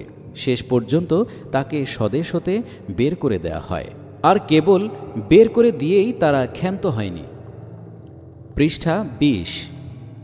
স্বদেশ হতে বের হয়ে যেখানে গিয়ে তিনি আশ্রয় গ্রহণ করেন, সেখানে গিয়ে পর্যন্ত তারা তাকে নানাভাবে উৎপীড়ন করতে থাকে। সমগ্র আরব দেশকে তার বিরুদ্ধে ক্ষিপ্ত করে তোলে। দীর্ঘ 8 বছর পর্যন্ত তার বিরুদ্ধে তারা সংগ্রামে লিপ্ত হয়ে থাকে। আর তিনি এই সমস্ত অত্যাচার উৎপীড়ন অকাতরে সহ্য করতে থাকেন, কিন্তু স্বীয় আদর্শ ও কাজ হতে বিন্দুমাত্র বিচ্যুত হননি। কিন্তু এ জাতি তার দুশমন হলো কেন? তাদের সাথে অর্থ বা নারী নিয়ে কোনো বিবাদ ছিল কি? রক্তপাত বা খুন খারাপির কোনো ব্যাপার ছিল কি? তিনি কি তাদের নিকট পার্থিব কোনো জিনিস পাবার জন্য দাবি জানিয়েছিলেন? না, তা কিছুই নয়। সমস্ত শত্রুতার মূল কারণ ছিল একটি, এবং তা এই যে তিনি তাদেরকে এক আল্লাহর দাসত্ব কবুল করতে, পরহেজগারি ও ন্যায়নীতি পালন করতে আহ্বান জানিয়েছিলেন। এ অপরাধ তিনি কেন করলেন? মূর্তি পূজা, শিরক ও খারাপ কাজের বিরুদ্ধে কেন তিনি প্রচার করলেন? পূজারী ও পুরোহিতদের পেশার উপর আঘাত হানলেন কেন? মোড়ল সর্দারদের মোড়লি সর্দারি কেন পণ্ড করতে চাইলেন? সমাজ থেকে পার্থক্য প্রাচীর চূর্ণ করতে চান কেন? বংশীয় ও গোত্রীয় হিংসার দেশকে মূর্খতা বলে প্রচার করেন কেন? প্রাচীনকাল থেকে যেরূপ সামাজিক ব্যবস্থাপনা চলে আসছে, তা তিনি চূর্ণ করতে চান কেন? বস্তুত জাতির দৃষ্টিতে তার এই সমস্ত কথাই বংশীয় ঐতিহ্য ও জাতীয় রীতিনীতির বিপরীত। তাই জাতির লোকেরা তাকে এ কাজ পরিত্যাগ করতে বলল, অন্যথায় তার জীবন সংকটাপন্ন করে দেয়া হবে বলে হুমকি প্রদান করল। তাহলে সেই প্রশ্ন জাগে, তিনি এরূপ নির্যাতন ভোগ করলেন কেন? জাতির লোকেরা তো তাকে দেশের বাদশাহী দেবার জন্য প্রস্তুত ছিল, তার পায়ের তলে ধন সম্পদের স্তূপ করে দেওয়ার জন্য তৈরি ছিল। এর জন্য শুধু এ শর্তটুকু আরোপ করেছিল যে তাকে তার আদর্শ প্রচার বন্ধ করতে হবে। কিন্তু তিনি এসব কিছুকেই উপেক্ষা করলেন। আদর্শ প্রচারের উদ্দেশ্যে তিনি প্রস্তরাঘাত ও সকল প্রকার জুলুম নির্যাতন বরদাস্ত করতে প্রস্তুত হলেন। কিন্তু কেন, কিসের জন্য তিনি এরূপ করলেন? লোকদের আল্লাহর অনুগত, নেককার ও চরিত্রবান হওয়ায় তার কোনো ব্যক্তিগত স্বার্থ নিহিত ছিল কি? এবং সেই স্বার্থ কি রাজক্ষমতা, নেতৃত্ব, কর্তৃত্ব, ধন দৌলত ও আয়েশ আরামের দুর্নিবার মোহ অপেক্ষাও অধিকতর গুরুত্বপূর্ণ ছিল? সেই স্বার্থ কি এতই বড় ছিল, যার জন্য এক ব্যক্তি কঠোর দৈহিক ক্লেশ ও মানসিক অশান্তিতে নিমজ্জিত হতে এবং দীর্ঘ 23টি বছর পর্যন্ত তা অকাতরে সহ্য করতে পারেন? এটা বাস্তবিকই প্রণিধানযোগ্য। পৃষ্ঠা 21। এক ব্যক্তি নিজের কোনো স্বার্থের জন্যও নয়, বরং জনগণের মানসিক মঙ্গল বিধানের উদ্দেশ্যেই প্রাণান্তকর কষ্ট ভোগ করতে প্রস্তুত হলেন। আত্মত্যাগ, পরার্থপরতা ও কুরবানি শিকারে এতদ অপেক্ষা উন্নত কোনো মান ধারণা করা যায় কি? সেই সাথে এটাও বিবেচ্য যে যাদের মঙ্গলের জন্য তিনি এই সমস্ত প্রচেষ্টা চালাচ্ছেন, তারাই তাকে প্রস্তর আঘাতে ক্ষত বিক্ষত করছে, অশ্রাব্য ভাষায় গালাগালি করছে, জন্মভূমি হতে বিতাড়িত ও নির্বাসিত করছে, এমনকি বিদেশেও তার পশ্চাদ্ধাবন করতে ত্রুটি করছে না। অথচ এসব সত্ত্বেও তিনি তাদের কল্যাণ কামনা হতে বিন্দুমাত্র বিরত হন না। দ্বিতীয়ত, কোনো মিথ্যাবাদী কি কোনো অমূলক বিষয়ের পশ্চাতে ছুটে এরূপ বিপদ ও দুঃখ মুসিবত সহ্য করতে পারে? নিছক আন্দাজ অনুমান দ্বারা চালিত কোনো ব্যক্তি কি কথার জন্য এরূপ অচল অটল হয়ে দাঁড়াতে এবং এজন্য পর্বত পরিমাণ বিপদ সহ্য করতে পারে? বস্তুত হজরত মুহাম্মদ সাল্লাল্লাহু আলাইহি ওয়াসাল্লামের উপর কি কঠিন বিপদ নেমে এসেছিল, কী রূপে সমগ্র দেশ তাঁর বিরুদ্ধে মাথা তুলে দাঁড়িয়েছিল, বড় বড় সেনাবাহিনী তাকে গ্রাস করার জন্য উদ্যত হয়েছিল, তা সর্বজন বিদিত। কিন্তু তা সত্ত্বেও তিনি তার সাধনার পথ হতে এক বিন্দু নড়তে প্রস্তুত হননি।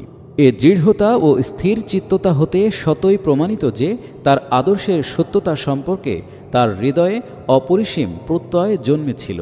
এ ব্যাপারে যদি তার মনে এক বিন্দু সন্দেহেরও উদ্রেক হতো, তাহলে তিনি ক্রমাগত 23 বছর পর্যন্ত উপর্যুপরি বিপদ আপদের মোকাবেলায় কখনো দাঁড়িয়ে থাকতে পারতেন না।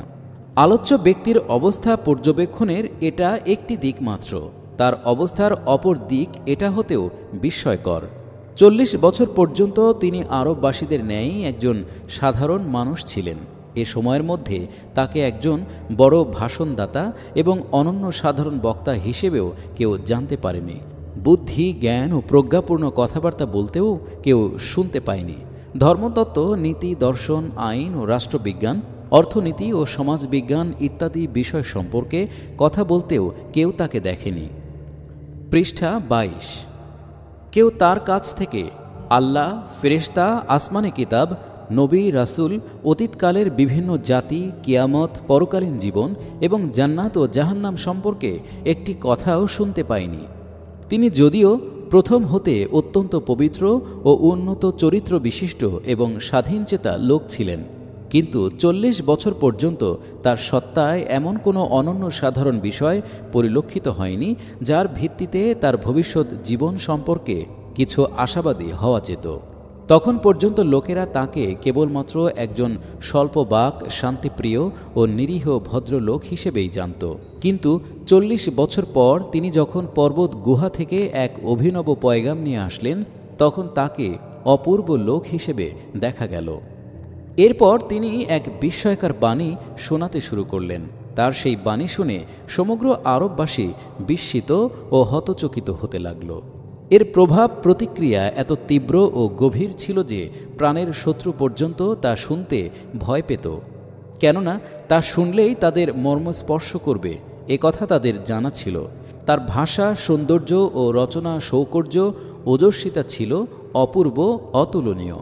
সমগ্র আরব জাতি এবং বড় বড় লব্ধ প্রতিষ্ঠিত কবি, সাহিত্যিক ও বক্তাদেরকে তা স্পষ্ট চ্যালেঞ্জ পেশ করেছিল এবং বারবার ঘোষণা করেছিল যে তোমরা এ কালামকে যদি আল্লাহর কালাম বলে বিশ্বাস না করো, মুহাম্মদ সাল্লাল্লাহু আলাইহি ওয়াসাল্লামের নিজস্ব রচনা বলেই মনে করো, তাহলে তোমরা সকলে মিলিত চেষ্টার মাধ্যমে এর মতো একটি সূরাই রচনা করে পেশ করো। কিন্তু এ কালামের সাথে মোকাবেলা করার দুঃসাহস নিয়ে কেউ এগিয়ে আসলো না। বস্তুত আরব জাতি এরূপ অতুলনীয় কালাম ইতিপূর্বে কখনোই শুনতে পায়নি। এ সময় তিনি সম্পূর্ণ আকস্মিকভাবেই এক অতুলনীয় তত্ত্বজ্ঞানী, সমাজ ও নৈতিক সংস্কারক, একজন সুদক্ষ সমাজনীতিবিদ, শক্তিমান আইন প্রণেতা, উচ্চ স্তরের বিচারপতি এবং অদ্বিতীয় সেনাধ্যক্ষ হিসাবে আত্মপ্রকাশ করলেন।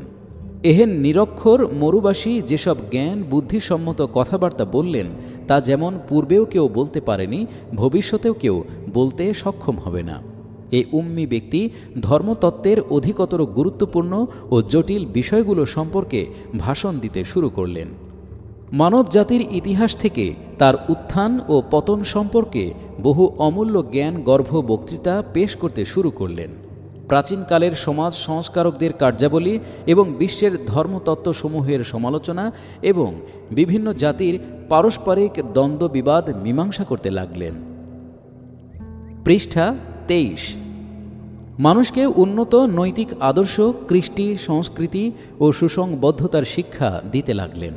সামাজিক বিধিবিধান, অর্থনীতি, পারস্পরিক ও আন্তর্জাতিক সম্পর্ক সম্বন্ধ বিষয়ে আইন প্রণয়ন করতে শুরু করলেন এবং তিনি এমন সব আইন রচনা করতে সমর্থ হন যার অন্তর্নিহিত যৌক্তিকতা, সৌন্দর্য ও কল্যাণকারিতা অনুধাবন করার জন্য দুনিয়ার পণ্ডিত, বিদগ্ধ ও বুদ্ধিমান লোকদেরও গভীর চিন্তা, গবেষণা ও জীবনব্যাপী সাধনা অভিজ্ঞতার প্রয়োজন হল। আর মানুষের জ্ঞান ও অভিজ্ঞতা যতই বৃদ্ধি হতে থাকবে, তার অন্তর্নিহিত যৌক্তিকতা ও সৌন্দর্য ততই উদ্ঘাটিত ও বিকশিত হবে। তিনি ছিলেন একজন নীরব, শান্তিবাদী সওদাগর। সমগ্র জীবনে যিনি কোনোদিন তরবারি চালাননি, কখনো সামরিক শিক্ষা ও ট্রেনিং লাভ করেননি। সমগ্র জীবন যিনি একটিমাত্র যুদ্ধে একজন দর্শক হিসাবে উপস্থিত ছিলেন, এহেন ব্যক্তি একজন অভাবিতপূর্ণ বীর সেনানী হয়ে গেলেন। যে কোনো কঠিনতম যুদ্ধেও তিনি নিজের নির্দিষ্ট স্থান থেকে 1 ইঞ্চি পরিমাণ হটে যাননি। শুধু একজন সৈনিকই নন, তিনি রীতিমতো একজন অনন্য সাধারণ সেনাধ্যক্ষে পরিণত হয়েছিলেন। মাত্র 9 বছরের মধ্যে আরব জাহানকে তিনি জয় করেছিলেন। তিনি এমন এক আশ্চর্য ধী শক্তিসম্পন্ন সমন্বয়ক হয়েছিলেন যে তার সংগঠিত সামরিক ভাবধারা ও তৎপরতার প্রভাবে অবলম্বনহীন আরব জনতা মাত্র কয়েক বছরের মধ্যেই তদানীন্তন দুনিয়ার দুটি বিরাট সামরিক শক্তিকে উৎপাটন করতে সমর্থ হন। তিনি ছিলেন অত্যন্ত নির্লিপ্ত, নির্বিকার ও নির্বাক মানুষ। 40 বছর পর্যন্ত তার মধ্যে কোনরূপ রাজনৈতিক প্রবণতা ও তৎপরতা পরিলক্ষিত হয়নি।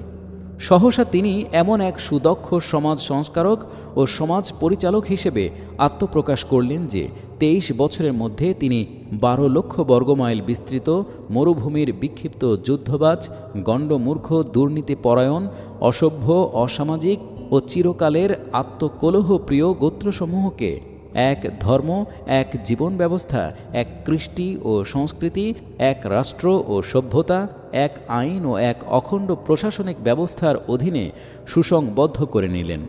এই বিরাট কাজে তিনি আধুনিক কালের রেলগাড়ি, টেলিগ্রাম, টেলিফোন, রেডিও, টেলিভিশন ও মুদ্রণ যন্ত্রের কোনো সাহায্যই গ্রহণ করেননি। উপরন্তু তিনি তাদের সমগ্র চিন্তা ও মতাদর্শ মূলগতভাবেই পরিবর্তিত করে দেন, তাদের নৈতিক চরিত্র বদলিয়ে দেন। পৃষ্ঠা 24। তাদের অমার্জিত জীবনধারাকে পরিমার্জিত করে উন্নত আদর্শে গড়ে তোলেন। তাদের বর্বরতাকে সুরুচিমণ্ডিত সভ্যতায়, তাদের চরিত্রহীনতা ও অসৎ চরিত্রতাকে পরিচ্ছন্নতা, তাকওয়া ও মহৎ চরিত্রে পরিবর্তিত করে দেন। তাদের অনমনীয়তা ও অরাজকতা অতুলনীয় অসীম আইনানুবর্তিতা ও নেতার আনুগত্যে রূপান্তরিত হয়। আরব জাতি ছিল দীর্ঘকাল পর্যন্ত বন্ধ্যা। কয়েক শতাব্দী যাবৎ এ জাতির মধ্যে উল্লেখযোগ্য কোনো ব্যক্তিত্বের জন্ম হয়নি। এহেন জাতিকে তিনি এমনভাবে গড়ে তোলেন যে অতঃপর সেই জাতির মধ্যে হাজার হাজার শ্রেষ্ঠ ব্যক্তিত্বের আবির্ভাব হয় এবং দুনিয়ার সমাজকে তারা দিন, নৈতিকতা, সভ্যতা, শিষ্টাচার ও কৃষ্টি সংস্কৃতি শিক্ষা দেবার জন্য চতুর্দিকে ছড়িয়ে পড়েন। কিন্তু এ বিরাট কাজ তিনি কোনো জুলুম, পীড়ন, অত্যাচার, অবিচার, জোর জবরদস্তি ও ধোঁকা প্রতারণার সাহায্যে সম্পন্ন করেননি। করেছেন পুত পবিত্র চরিত্র, প্রাণজয়ী ভদ্রতা ও শিষ্টতা এবং মগজ দখলকারী চিন্তা ও শিক্ষার সাহায্যে। তিনি তার চরিত্র বলে পরম শত্রুকেও বন্ধু বানিয়ে নিয়েছেন। দয়া, অনুগ্রহ, সহানুভূতি ও মহানুভবতার দ্বারা তিনি মানুষের মনকে বিগলিত করেছেন। ইনসাফ ও সুবিচার সহকারে তিনি রাষ্ট্র পরিচালনা করেছেন। সত্য ও ন্যায় পরায়ণতা হতে বিন্দু পরিমাণও বিচ্যুত হননি। প্রচণ্ড যুদ্ধের সময়ও তিনি কাউকে প্রতারিত করেননি, ওয়াদা ভঙ্গ করেননি, প্রাণের শত্রুর প্রতিও তিনি কখনো জুলুম করেননি। যারা তার রক্তের পিপাসু ছিল, যারা তাকে প্রস্তরাঘাতে ক্ষত বিক্ষত করেছিল, দেশ থেকে বিতাড়িত করেছিল, তার বিরুদ্ধে সমগ্র আরব জাতিকে বিক্ষুব্ধ করে তুলেছিল, এমনকি শত্রুতার প্রতিহিংসায় তার চাচার কলিজা পর্যন্ত চিবিয়েছিল, তাদের উপর জয়লাভ করে তিনি তাদের সকলকেই ক্ষমা করে দিয়েছিলেন। নিজের জন্য তিনি কখনো প্রতিশোধ গ্রহণ করেননি। এসব ছাড়াও তিনি ছিলেন অতুলনীয় আত্মসংযমী, স্বার্থহীনতার বাস্তব প্রতিমূর্তি। তিনি যখন সমগ্র দেশের একচ্ছত্র অধিপতি ছিলেন, তখনও পূর্বের মতো দিনহীনই ছিলেন। পর্ণ কুটিরে তিনি বাস করতেন, চট বিছিয়ে শুতেন, মোটাসোটা কাপড় পরতেন, দিনহীনের মতোই খাদ্য গ্রহণ করতেন, অভুক্ত ও ক্ষুধার্ত থাকতেন। উপর্যুপরি কয়েক রাত পর্যন্ত তিনি আল্লাহর ইবাদতে দাঁড়িয়ে থাকতেন, গরিব ও বিপদগ্রস্ত লোকদের খেদমত করতেন, একজন সাধারণ মজুরের মতো কাজ করতেও কুণ্ঠিত হতেন না। শেষ জীবন পর্যন্ত তার মধ্যে সম্রাট সুলভ দাপট, শ্রেষ্ঠত্বের গৌরব ও মানুষের মতো অহংকারের এতটুকু গন্ধ সৃষ্টি হতে পারেনি। পৃষ্ঠা 25। তিনি একজন সাধারণ মানুষের মতোই লোকদের সাথে মিলিত হতেন, তাদের দুঃখ দুর্দশায় অংশগ্রহণ করতেন। জনসাধারণের সাথে একত্রিত হয়ে বসলে কোন ব্যক্তি মজলিসের সর্দার, প্রধান বা দেশের বাদশাহ তার হদিস করা অপরিচিত লোকদের পক্ষে বড়ই কঠিন হতো। এত বড় ব্যক্তিত্ব সত্ত্বেও তিনি ক্ষুদ্র মানুষের সাথে তাদেরই সমান পর্যায়ের লোক হিসাবে ব্যবহার করতেন। সমগ্র জীবনের চেষ্টা ও সাধনায় তিনি নিজের জন্য কিছুই রেখে যাননি। তার অবশিষ্ট ও পরিত্যক্ত সমস্ত কিছুই তিনি জাতির জন্য ওয়াকফ করে গেছেন। তার অনুসারীদের উপর তিনি তার নিজেদের কিংবা নিজ সন্তান ও বংশজাতের কোনো অধিকার চাপিয়ে দেননি। এমনকি তার সন্তান ও বংশধরদের জাকাত গ্রহণের অধিকার হতে বঞ্চিত করে গেছেন। অন্যথায় তার অনুসারী লোকদের সম্পূর্ণ জাকাত কেবল তার সন্তান ও বংশজাত লোকদেরকেই দান করার প্রবল আশঙ্কা দেখা দিত। এহেন বিরাট ব্যক্তিত্বের কীর্তি ও অবদানের ফিরিস্তি এখানেই শেষ নয়। তার মর্যাদা সম্পর্কে সঠিক ধারণা করতে হলে বিশ্ব ইতিহাসের ওপর ব্যাপকভাবে দৃষ্টি নিক্ষেপ করতে হবে। এ দৃষ্টিপাতের ফলে স্পষ্ট জানা যাবে যে 1400 বছর পূর্বেকার অন্ধকারাচ্ছন্ন যুগে ভূমিষ্ঠ আরব মরুভূমির এ নিরক্ষর মরুচারী প্রকৃতপক্ষে আধুনিক যুগের ভিত্তি প্রতিষ্ঠাতা, সমগ্র দুনিয়ার নেতা। তাকে যারা নেতা মেনে নিয়েছে তিনি কেবল তাদেরই নেতা নন, যারা তাকে মানে না তিনি তাদেরও নেতা। তার বিরুদ্ধবাদীগণ এতটুকু অনুভব করতে পারেন না যে যার বিরুদ্ধে তারা লম্বা লম্বা কথা বলে তার নেতৃত্ব তাদের চিন্তা, বিশ্বাসে, জীবন পদ্ধতিতে, কর্মপ্রণালী এবং আধুনিক যুগের ভাবধারায় কত গভীরভাবে মিশে গেছে। দুনিয়ার যাবতীয় ধারণা বিশ্বাসের গতিকে তিনি কুসংস্কার, অলৌকিকত্ব, পূজা ও বৈরাগ্যবাদ থেকে ফিরিয়ে বুদ্ধিবাদ, বাস্তব বিচার ও তাকওয়ামূলক বৈষয়িকতার দিকে ঘুরিয়ে দিয়েছেন। স্থূল ও বাস্তব মুজেজাকামী দুনিয়ায় বুদ্ধি, জ্ঞান ও প্রতিভার মুজিজা অনুধাবন করা এবং তাকেই সত্যের একমাত্র মানদণ্ডরূপে স্বীকার করে নেয়ার রুচি লোকদের মধ্যে তিনিই সৃষ্টি করেছেন। অস্বাভাবিক ঘটনা সংঘটনেই যারা আল্লাহর ক্ষমতার নিদর্শন অনুসন্ধানকারী তাদের চক্ষুকে তিনি উন্মুক্ত করে দিয়েছেন এবং প্রাকৃতিক দৃশ্যাবলিতে তথা ন্যাচারাল ফেনোমেনাতে আল্লাহর অস্তিত্বের চিহ্ন খোঁজ করতে অভ্যস্ত করে তুলেছেন। পৃষ্ঠা ২৬। যারা কল্পনার ঘোড়া ছুটাতে অভ্যস্ত তাদেরকে ধারণা, অনুমান, স্পেকুলেশন হতে ফিরিয়ে বুদ্ধিজ্ঞানের প্রয়োগ, চিন্তা, গবেষণা ও পর্যবেক্ষণের পথে তিনি পরিচালিত করেছেন। বুদ্ধি, জ্ঞান, ইন্দ্রিয়ানুভূতির ও হৃদয়ানুভূতির বৈশিষ্ট্যপূর্ণ সীমা সরহদ মানুষকে তিনি দিয়েছেন। বস্তুবাদ ও আধ্যাত্মবাদে সামঞ্জস্য স্থাপন করেছেন। দিনের সাথে জ্ঞান ও কর্মের এবং জ্ঞান ও কর্মের সাথে দিনের গভীর যোগসূত্র স্থাপন করেছেন। ধর্মের শক্তির সাহায্যে দুনিয়ায় বৈজ্ঞানিক ভাবধারা এবং বৈজ্ঞানিক ভাবধারা থেকে বিশুদ্ধ ও প্রকৃত ধার্মিকতার সৃষ্টি করেছেন। শিরক ও সৃষ্টি পূজার সমগ্র ভিত্তিকে তিনিই উৎপাটন করেছেন। জ্ঞানের শক্তি দ্বারা তাওহিদ বিশ্বাসকে এমন দৃঢ় বুনিয়াদে প্রতিষ্ঠিত করেছেন যে মুশরিক ও মূর্তি পূজারীরা ধর্ম ও তাওহিদের ভাবধারা গ্রহণ করতে বাধ্য হয়। চরিত্র, নৈতিকতা ও আধ্যাত্মবাদের মৌলিক ধারণাসমূহকে তিনি পরিবর্তন করে দিয়েছেন। যারা দুনিয়া ত্যাগ করা ও কৃচ্ছ সাধনকে চরিত্র বলে মনে করত, নফস ও দেহের অধিকার আদায় করা ও বৈষয়িক জীবনের কাজকর্মে অংশগ্রহণের সাথে সাথে আধ্যাত্মিক উন্নতি ও পরকালীন মুক্তির সম্ভাবনাকে পর্যন্ত স্বীকার করত না, তাদেরকে তিনি সভ্যতা, সামাজিকতা ও বৈষয়িক কাজকর্মে নৈতিকতার বৈশিষ্ট্য, আধ্যাত্মিক বিকাশ ও মুক্তি লাভের পন্থা নির্দেশ করেছেন। মানব জীবনের প্রকৃত মূল্যমানের সাথে তিনি মানুষকে পরিচিত করেছেন। যারা ভগবান, অবতার ও আল্লাহর পুত্র ছাড়া অন্য কাউকে প্রকৃত হেদায়াতকারী ও পথ প্রদর্শক রূপে মেনে নিতে প্রস্তুত ছিল না, তাদেরকে তিনি একথা বুঝিয়ে দিলেন যে মানুষ তাদেরই মতো মানুষ ও আসমানি বাদশাহীর প্রতিনিধি ও মহান বিশ্ব মালিকের খলিফা হতে পারে। যারা প্রত্যেক শক্তিশালী ব্যক্তিকে নিজের রব বানিয়ে নিত, তাদেরকে তিনি একথা বুঝিয়েছিলেন যে প্রকৃতপক্ষে মানুষ মানুষই, মানুষ ছাড়া আর কিছুই নয়। কোনো মানুষ পবিত্রতা, প্রভুত্ব ও সার্বভৌমত্বের জন্মগত অধিকার নিয়ে দুনিয়ায় আগমন করেনি।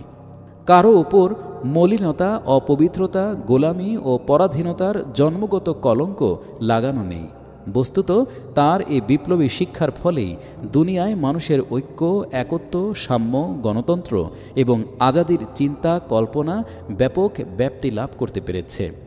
ধারণা ও কল্পনার জগৎ হতে দৃষ্টি ফিরিয়ে বাস্তবতার দৃষ্টিতে বিচার করলে স্বীকার করতে হবে যে দুনিয়ায় আইন, কানুন, রীতিনীতি, প্রথা, প্রচলন ও যাবতীয় কাজকর্মের উপর এ উম্মি নবীর অসাধারণ নেতৃত্বের গভীর ও বিরাট প্রভাব প্রতিষ্ঠিত রয়েছে।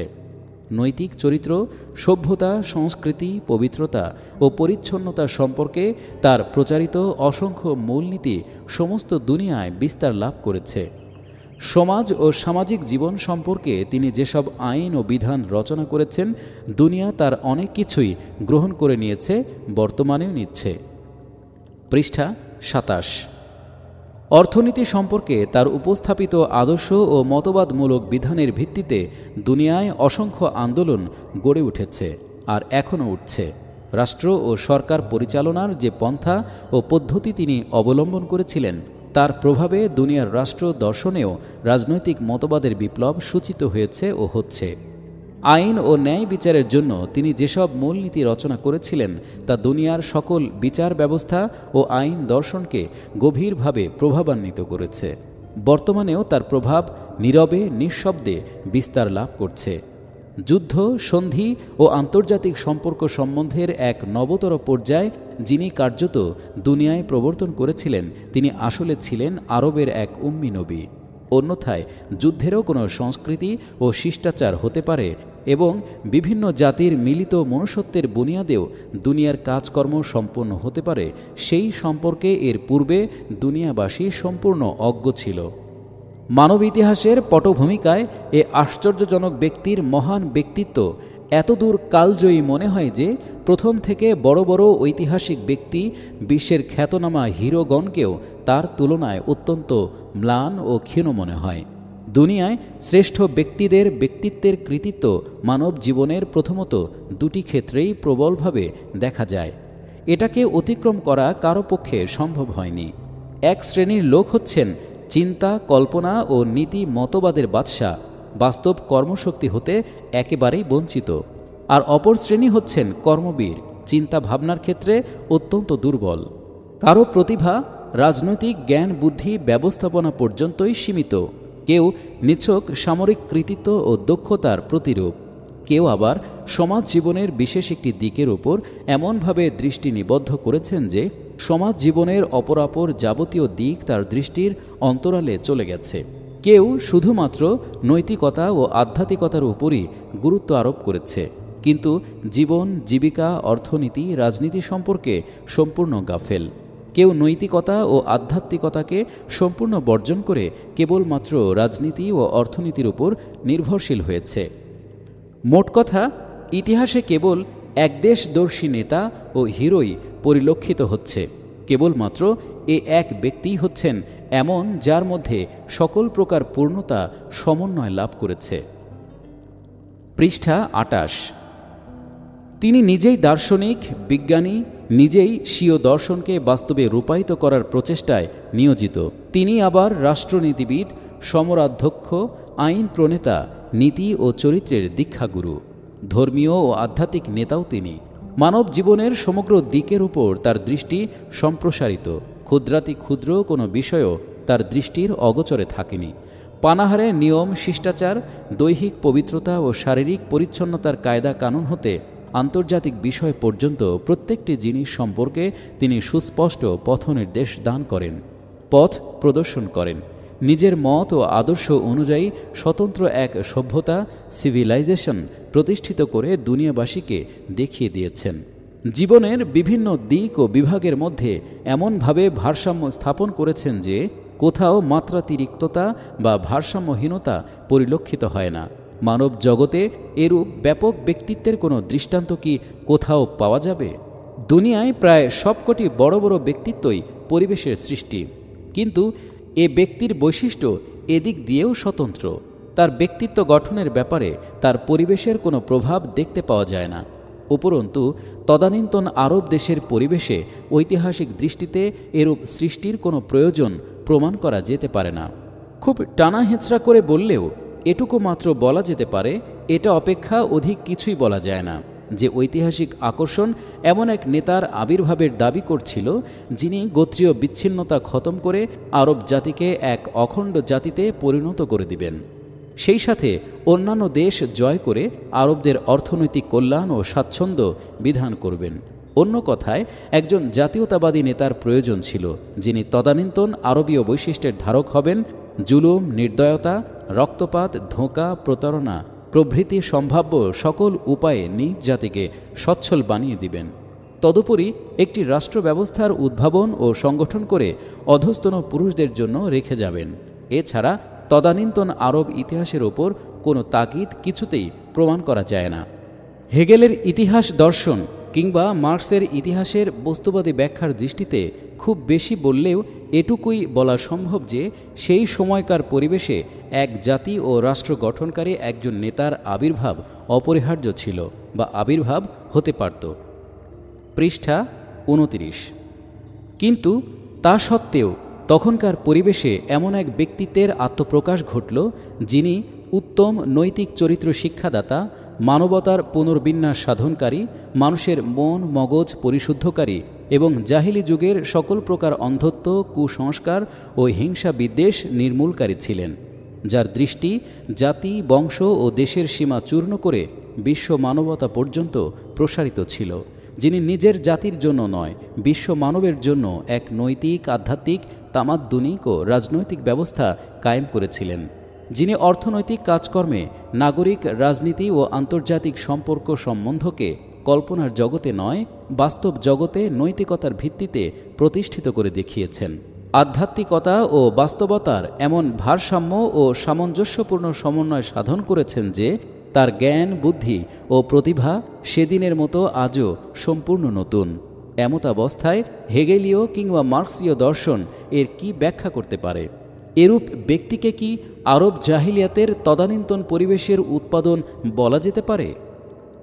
তিনি যে সে পরিবেশের সৃষ্টি ছিলেন না কেবল তাই নয়, তার কীর্তি সম্পর্কে চিন্তা করলে নিঃসন্দেহে জানা যায় যে তা সময় ও স্থানের সীমাবন্ধন থেকে বিমুক্ত। তার দৃষ্টি সময় ও অবস্থার বাধা অতিক্রম করে শতাব্দীকালের সহস্র আবরণ দীর্ণ করে সামনে অগ্রসর হয়। মানুষকে তা প্রত্যেক কাল ও প্রত্যেক পরিবেশের পরিপ্রেক্ষিতে বিচার করে থাকে। তার জন্য এমন সব নৈতিক ও বাস্তব বিধান পেশ করে যা সকল অবস্থায় সমানভাবে সামঞ্জস্যপূর্ণ হয়ে চলতে পারে। ইতিহাস যাদেরকে পুরাতন করে দেয় তা তাদের মধ্যে নয়। প্রাচীনদের তো আমরা কেবল এ হিসাবেই প্রশংসা করতে পারি যে তারা নিজেদের যুগে ভালো নেতা ছিলেন, কিন্তু আলোচ্য ব্যক্তিত্ব কেবল ছিলেন না, বর্তমানেও আছেন। তিনি ছিলেন সব কিছু থেকে স্বতন্ত্র বিশিষ্ট। বিশ্ব মানবতার এমন একজন নেতা যিনি ইতিহাসের সাথে সাথে অগ্রসর হন এবং প্রত্যেক পরবর্তী যুগে তিনিই থাকেন ঠিক তেমনি নতুন যেমন ছিলেন পূর্ববর্তী যুগে। আমরা যেমন লোককে উদারতা সহকারে ইতিহাস স্রষ্টা, মেকার্স অফ হিস্ট্রি বলে আখ্যায়িত করি, মূলত তারা ইতিহাসের সৃষ্টি, উৎপাদন তথা ক্রিয়েশন অফ হিস্টোরি। প্রকৃতপক্ষে মানবতার গোটা ইতিহাসে ইতিহাস স্রষ্টা মাত্র একজন এবং তিনিই হচ্ছেন আমাদের আলোচ্য ব্যক্তি। পৃষ্ঠা 30। দুনিয়ার ইতিহাসে যে কয়জন নেতা বিপ্লব সৃষ্টি করেছেন, অনুসন্ধিৎসার দৃষ্টিতে তাদের অবস্থা বিচার করলে দেখতে পাওয়া যাবে যে এ ধরনের সকল ক্ষেত্রেই বিপ্লবের সাজ সরঞ্জাম পূর্ব থেকেই প্রস্তুত হচ্ছিল, আর সেসব সরঞ্জাম স্বতই বিপ্লবের দিক নির্ণয় ও পথ নির্ধারণ করছিল। বিপ্লবী নেতা অগ্রসর হয়ে কেবল এতটুকু কাজই করেছেন যে অবস্থার তাগিদ অনুযায়ী কার্যত বিপ্লব ঘটিয়ে দিয়েছেন। আসলে তার এ কাজের ক্ষেত্র ও কাজ পূর্ব থেকেই নির্ধারিত ছিল, কিন্তু ইতিহাস স্রষ্টা কিংবা বিপ্লব সৃষ্টিকারী এ বিরাট কাফেলায় আমাদের আলোচ্য ব্যক্তিত্বই একমাত্র ব্যক্তি যার সৃষ্ট বিপ্লবের কোনো উপাদান ও কার্যকারণ সেখানে পূর্ব থেকে আদৌ প্রস্তুত ছিল না, তা তিনি নিজেই সৃষ্টি করেছেন। বিপ্লবের ভাবধারা ও কার্যক্ষম দক্ষতা সম্পন্ন লোক যেখানে দুর্লভ ছিল, সেখানে তিনি নিজে উপযুক্ত লোক তৈরি করেছেন। স্বীয় ব্যক্তিত্ব বিগলিত করে শত সহস্র মানব প্রতিচ্ছবিতে তা রূপান্তরিত করে দিয়েছিলেন এবং তিনি তাদেরকে নিজের মতো করে নিয়েছেন। তার শক্তি, সামর্থ্য ও ইচ্ছা শক্তি দ্বারা নিজেই বিপ্লবের সরঞ্জাম তৈরি করেছিলেন, নিজেই তার প্রকৃতি ও স্বরূপ নির্ধারণ করেন এবং নিজেই স্বীয় ইচ্ছা ক্ষমতার প্রাবল্যে অবস্থার গতিকে ঘুরিয়ে স্বীয় পরিকল্পিত পথে পরিচালিত করেছেন। বস্তুত এ মর্যাদার ইতিহাস স্রষ্টা ও এ পর্যায়ের বিপ্লব সৃষ্টিকারী ব্যক্তিত্ব বিশ্বের ইতিহাসে দ্বিতীয়টি দেখা যায় কি? এখন আমরা আরেকটি প্রশ্ন সম্পর্কে আলোচনা করব। চিন্তা করার বিষয়, 1400 বছর পূর্বেকার অন্ধকারাচ্ছন্ন দুনিয়ায় আরবের ন্যায় এক অধিক তমসাচ্ছন্ন দেশের এক কোণে নিছক রাখাল, সওদাগর ও অশিক্ষিত মরুবাসীর মধ্যে সহসা এত জ্ঞান, এত আলো ও এত শক্তি, এত প্রতিভা, যোগ্যতা, কর্মদক্ষতা এবং এত বিরাট সুদক্ষ শক্তি সৃষ্টি হওয়া মৌলিক কারণ এবং উপায় কি ছিল? এটা সে ব্যক্তিরই নিজস্ব মন ও মগজের উৎপাদন ছিল বলার পেছনে কোনো যুক্তি থাকতে পারে কি? যদি তাই হবে তবে তিনি আল্লাহ হওয়ার দাবি করেই বসতেন। যে দুনিয়া রামকে খোদা বানিয়ে দিয়েছে, কৃষ্ণকে ভগবান রূপে পেশ করেছে, বুদ্ধকে উপাস্য সত্তারূপে গ্রহণ করেছে, ঈসা মসিহ আলাইহিসসালামকে নিজ ইচ্ছামতো আল্লাহর পুত্র হিসাবে মেনে নিয়েছে এবং সেখানে আগুন, পানি ও বাতাসের পর্যন্ত পূজা উপাসনা হতে পারছে, সেই দুনিয়া এহেন প্রতিভাবান ব্যক্তির সেই দাবি কেমন করে অস্বীকার করতে পারত? কিন্তু এ ব্যক্তি নিজের কোনো যোগ্যতা, প্রতিভামূলক কাজের কৃতিত্বই নিজে গ্রহণ করেননি। পৃষ্ঠা 31। বরং তিনি উদাত্ত কণ্ঠে ঘোষণা করেছিলেন যে, আমি একজন মানুষ, তোমাদের মতোই সাধারণ মানুষ মাত্র। আমার নিকট আমার নিজস্ব বলতে কিছু নেই, সব কিছুই একমাত্র আল্লাহ এবং আল্লাহর নিকট থেকে প্রাপ্ত। আমার পেশ করা যে কালামের দৃষ্টান্ত পেশ করতে দুনিয়ার কোনো ব্যক্তি সমর্থ হয়নি, তাও আমার নিজ স্বকালাম নয়, তা আমার নিজ মস্তিষ্ক প্রসূত নয়, নিজস্ব প্রতিভারও ফল নয়। এর প্রত্যেকটি শব্দ আল্লাহর নিকট থেকে আমার কাছে এসেছে, আর এর প্রশংসাও আল্লাহরই প্রাপ্য। আমি যে বিরাট কৃতিত্ব দেখিয়েছি, যেসব আইন কানুন তৈরি করেছি, যেসব রীতি নীতি ও আদর্শ তোমাদেরকে শিক্ষা দিয়েছি, এর মধ্যে কোনো একটি জিনিসও আমার রচিত নয়। আমি কোনো কিছুই আমার নিজস্ব যোগ্যতা ও প্রতিভার বলে করতে সমর্থ হইনি। প্রত্যেকটি ব্যাপারেই আল্লাহর প্রত্যক্ষ পথ প্রদর্শনের প্রতি আমি মুখাপেক্ষী। তার কাছ থেকে যে ইঙ্গিতই আসে আমি তাই বলি। বিবেচনার বিষয়, এ ঘোষণা কত বিরাট সত্যের উপর প্রতিষ্ঠিত। ন্যায়পরায়ণতা, বিশ্বস্ততা ও সততার কত উজ্জ্বল নিদর্শন এটা। মিথ্যাবাদী মানুষ অপরাপর লোকের কাজের সুনাম নিজের বলে দাবি করতে ও নিজের নামে প্রচার করতে লজ্জাবোধ করে না, অথচ সেই সবের মূল উৎসের সন্ধান নেয়া সকলের পক্ষেই সম্ভব। কিন্তু এ মহান ব্যক্তি তার সমস্ত কৃতিত্বকেও নিজের বলে দাবি করে না, অথচ তা করলে কেউ তাকে মিথ্যাচারী বলতে পারত না, কেননা তার কৃতিত্বের মূল উৎসের সন্ধান করার কোনো উপায়ই কারো কাছে নেই। সততা ও সত্যবাদিতার এটা অপেক্ষা অকাট্য ও উজ্জ্বল প্রমাণ আর কি হতে পারে? তিনি অতি গোপন ও প্রচ্ছন্ন উপায়ে এসব অতুলনীয় প্রতিভা ও কৃতিত্ব লাভ করেছিলেন, কিন্তু তিনি নিজে তার কোনোটারই দাবি না করে এর মূল উৎসের নামেই প্রচার করেছেন। এমতাবস্থায় তাকে সত্য নবী বলে স্বীকার না করার আর কি কারণ থাকতে পারে? পৃষ্ঠা 32। আখেরাত, মৃত্যুর পরে জীবন আছে কি? যদি থাকে তবে তা কোন ধরনের জীবন? এ প্রশ্নের উত্তর প্রকৃতপক্ষে আমাদের জ্ঞান সীমার বহির্ভূত, কেননা মৃত্যুর সীমারেখার পরপারে কি আছে এবং কি নেই তা উকি মেরে দেখার মতো চক্ষু আমাদের নেই। ওপারের কোনো আওয়াজ শোনার মতো কান আমাদের নেই এবং এমন কোনো উপকরণও আমাদের কাছে নেই যার দ্বারা সঠিকভাবে বিচার বিশ্লেষণ করে তা জানা যেতে পারে। বিজ্ঞানের যতটুকু ক্ষেত্র এ প্রশ্ন তার সম্পূর্ণ বহির্ভূত। যে ব্যক্তি বিজ্ঞানের নামে মৃত্যুর পরবর্তী জীবনকে অস্বীকার করে সে নিশ্চিতরূপে অবৈজ্ঞানিক কথা বলে। মৃত্যুর পরে কোনো জীবন আছে বিজ্ঞানের সহায়তায় এ কথা যেমন বলা যায় না, তেমনি তা নেই বলে ঘোষণা করা চলে না, যে পর্যন্ত না এতদ সম্পর্কিত জ্ঞান লাভের কোনো নির্ভরযোগ্য সূত্র আবিষ্কৃত হয়।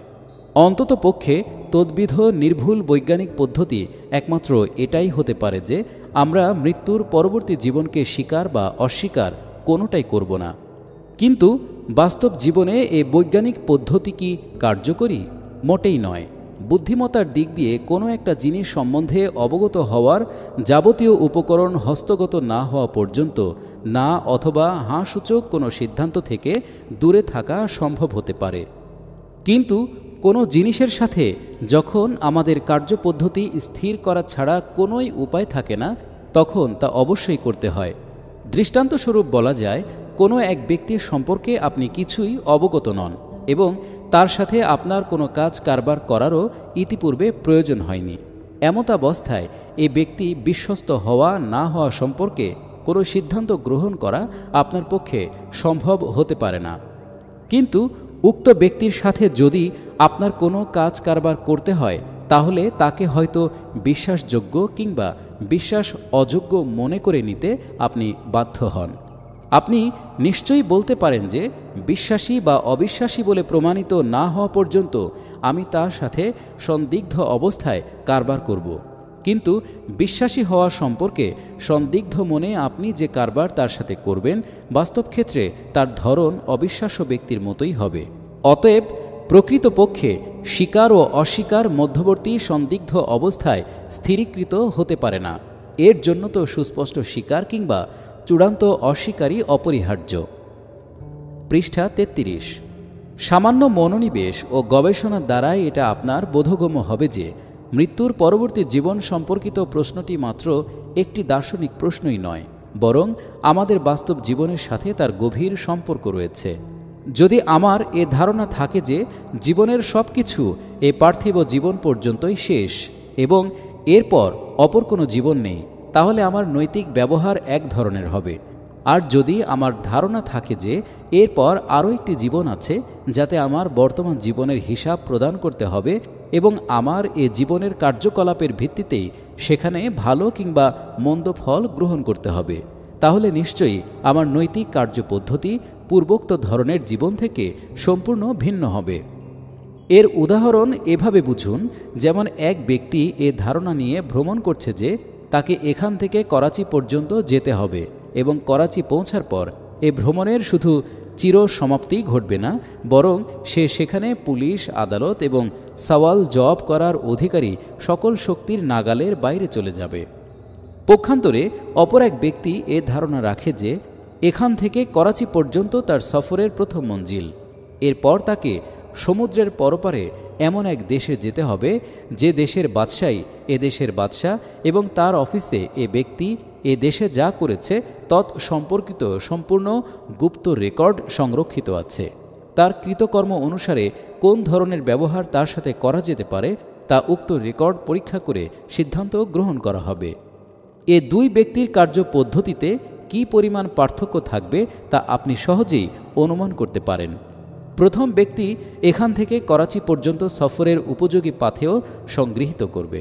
পক্ষান্তরে দ্বিতীয় ব্যক্তির পাথেয় সংগৃহীত হবে পরবর্তী দীর্ঘ সফরের জন্য। প্রথম ব্যক্তি মনে করবে লাভ লোকসান যা কিছু হবার তা পৌঁছা পর্যন্তই, এরপর আর কিছুই নেই। দ্বিতীয় ব্যক্তি মনে করবে যে প্রকৃত লাভ লোকসান সফরের প্রথম মঞ্জিলে নয়, বরং সর্বশেষ মঞ্জিলেই দেখা দিবে।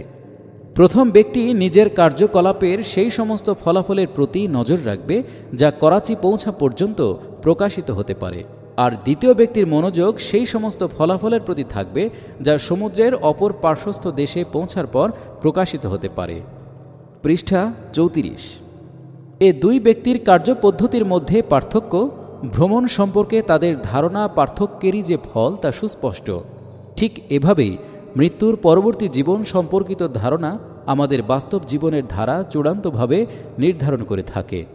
বাস্তব কর্মক্ষেত্রে পদার্পণ করতে হলেই উক্ত পদক্ষেপের প্রকৃতি নিরূপণ এ প্রশ্নেরই উপর নির্ভরশীল যে এ জীবনকেই প্রথম ও শেষ জীবন মনে করে কাজ করা হচ্ছে, অথচ পরবর্তী কোনো জীবন ও তার ফলাফলের প্রতিও আস্থা আছে। প্রথমোক্ত অবস্থায় আমাদের পদক্ষেপ এক প্রকৃতির হবে এবং শেষোক্ত অবস্থায় তা সম্পূর্ণ ভিন্ন ধরনের হবে। এ আলোচনা থেকে জানা গেল যে মৃত্যুর পরবর্তী জীবন সম্পর্কিত প্রশ্নটা নিছক খেয়ালি দার্শনিক প্রশ্ন নয়, বরং বাস্তব জীবনেরই প্রশ্ন।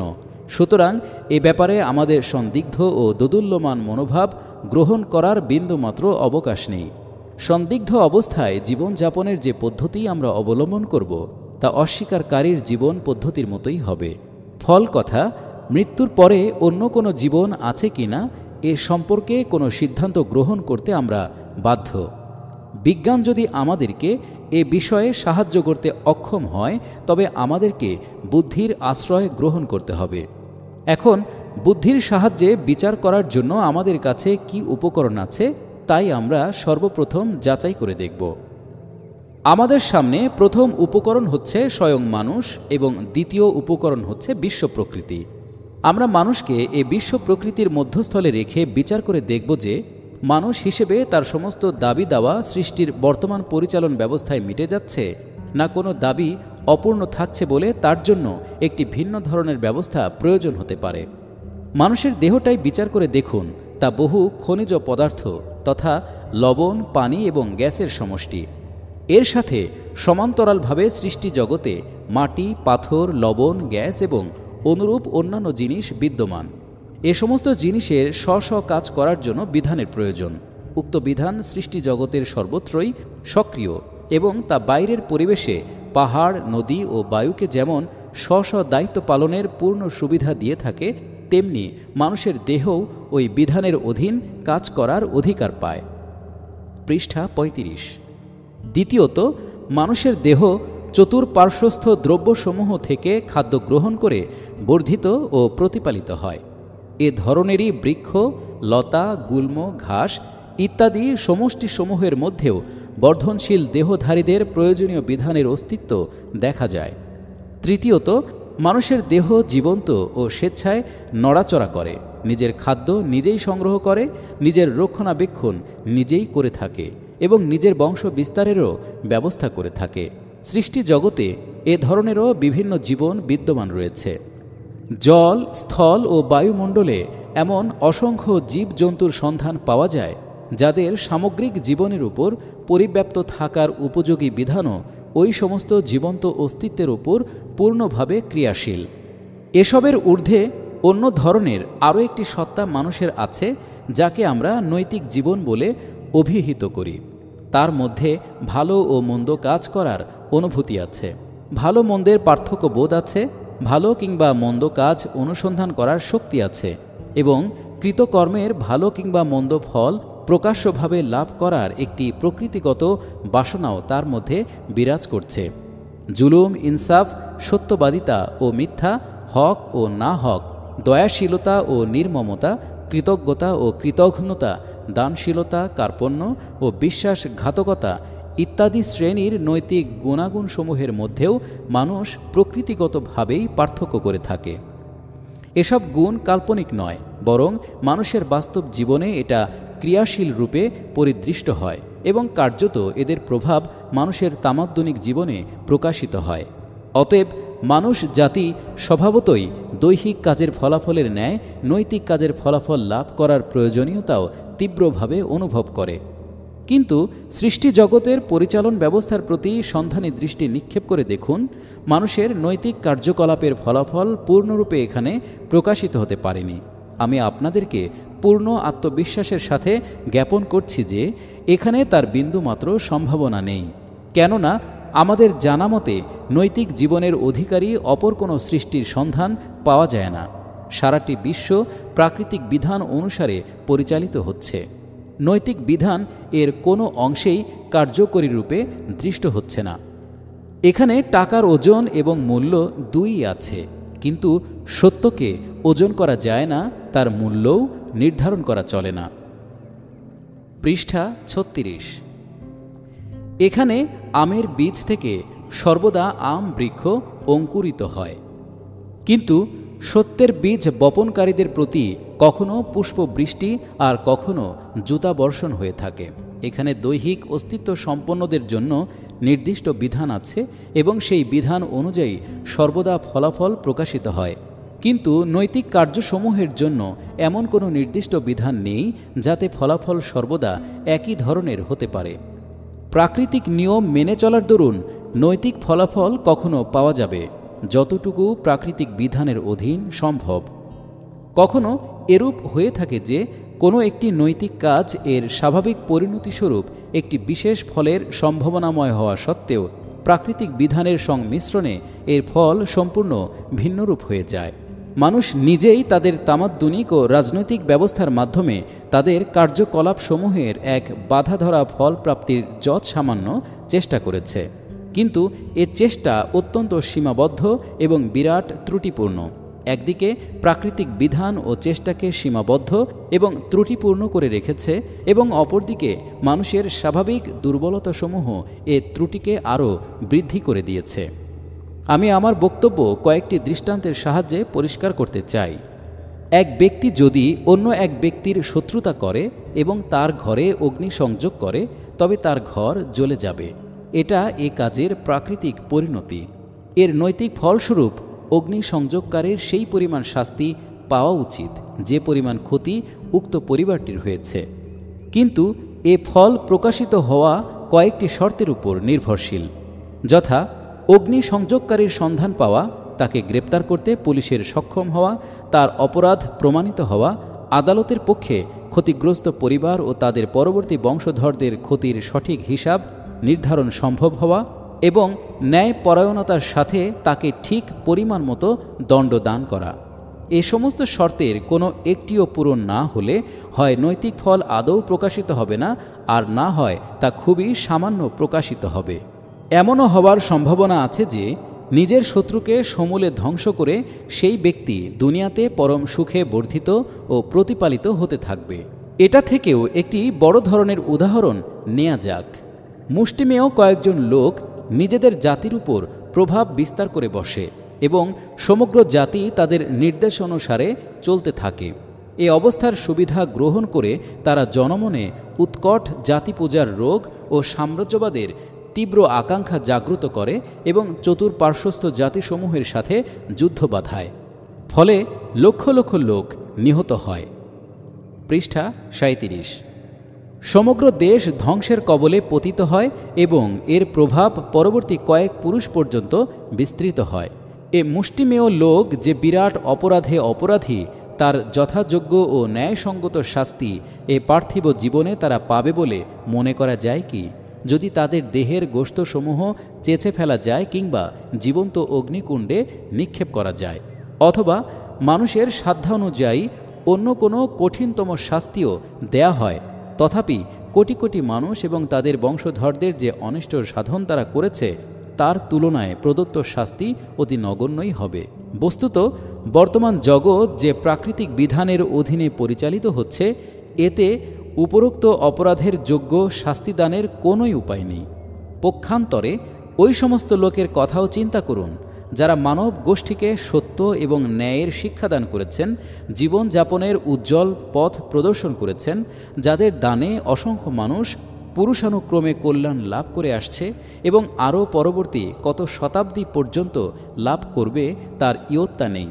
এ মহৎ ব্যক্তিগণ তাদের কৃতকর্মের পূর্ণ প্রতিফল কি এই পার্থিব জীবনে লাভ করতে পারবে?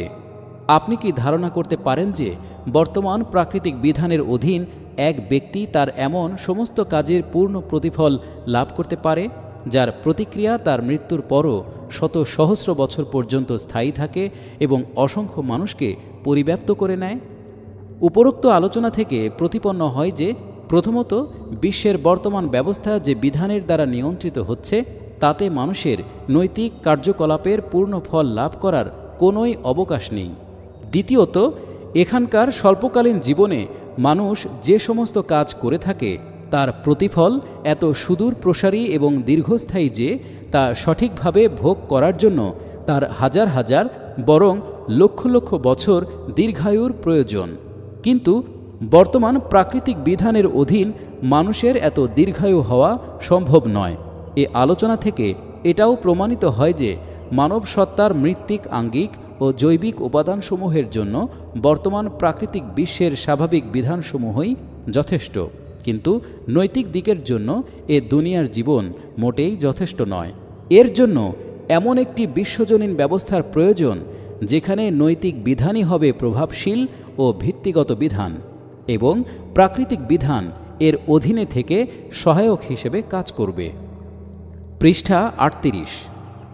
সেখানে জীবন সীমাবদ্ধ না হয়ে অসীম হবে এবং এখানে অপ্রকাশিত বা বিপরীত রূপ প্রকাশিত যাবতীয় নৈতিক ফলাফল সেখানে ঠিকভাবে প্রকাশিত হবে।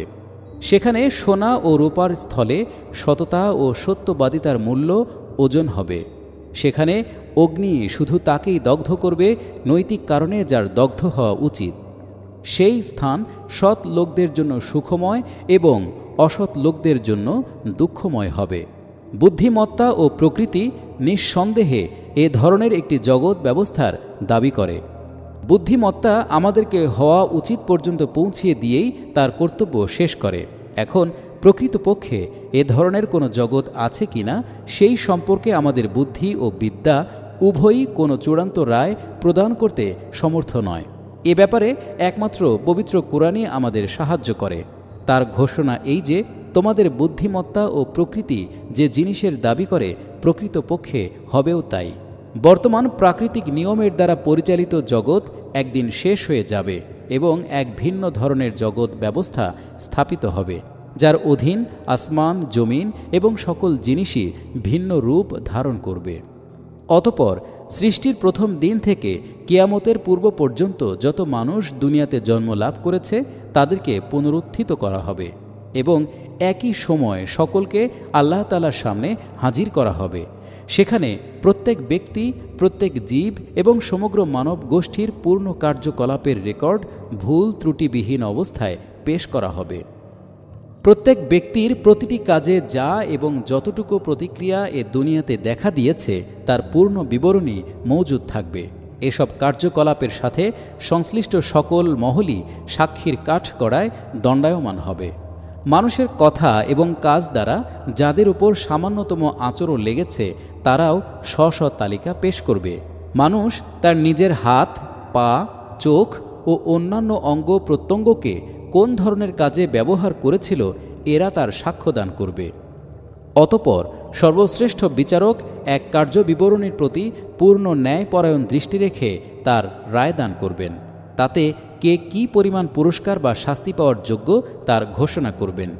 এ পুরস্কার বা শাস্তির ব্যাপ্তি এত বিশাল হবে যে বর্তমান সীমাবদ্ধ দুনিয়ার মাপকাঠি অনুসারে তার অনুমান করা অসম্ভব। পৃষ্ঠা ৩৯। সেখানে সময় ও স্থানের মাপকাঠি ভিন্ন ধরনের এবং প্রাকৃতিক বিধানও অন্য প্রকারের হবে। এখানে যাদের কৃত সৎ কর্মসমূহ থেকে অন্যান্য মানুষ হাজার হাজার বছর পর্যন্ত কল্যাণ লাভ করেছে সেখানে তারা তার পূর্ণ ফল ভোগ করার সুযোগ পাবে। মৃত্যু, রোগ এবং বার্ধক্য তাদের সুখ হরণ করতে পারবে না। অনুরূপভাবে যাদের দুষ্কর্মের দরুন এ দুনিয়ার অসংখ্য মানুষ শত সহস্র বছর যাবৎ যন্ত্রণা ভোগ করেছে তারাও সেখানে কৃত অপরাধের শাস্তি পূর্ণ মাত্রায় ভোগ করবে। মৃত্যু কিংবা সংজ্ঞাহীনতা তাদেরকে শাস্তি ভোগ করা থেকে বাঁচাতে পারবে না।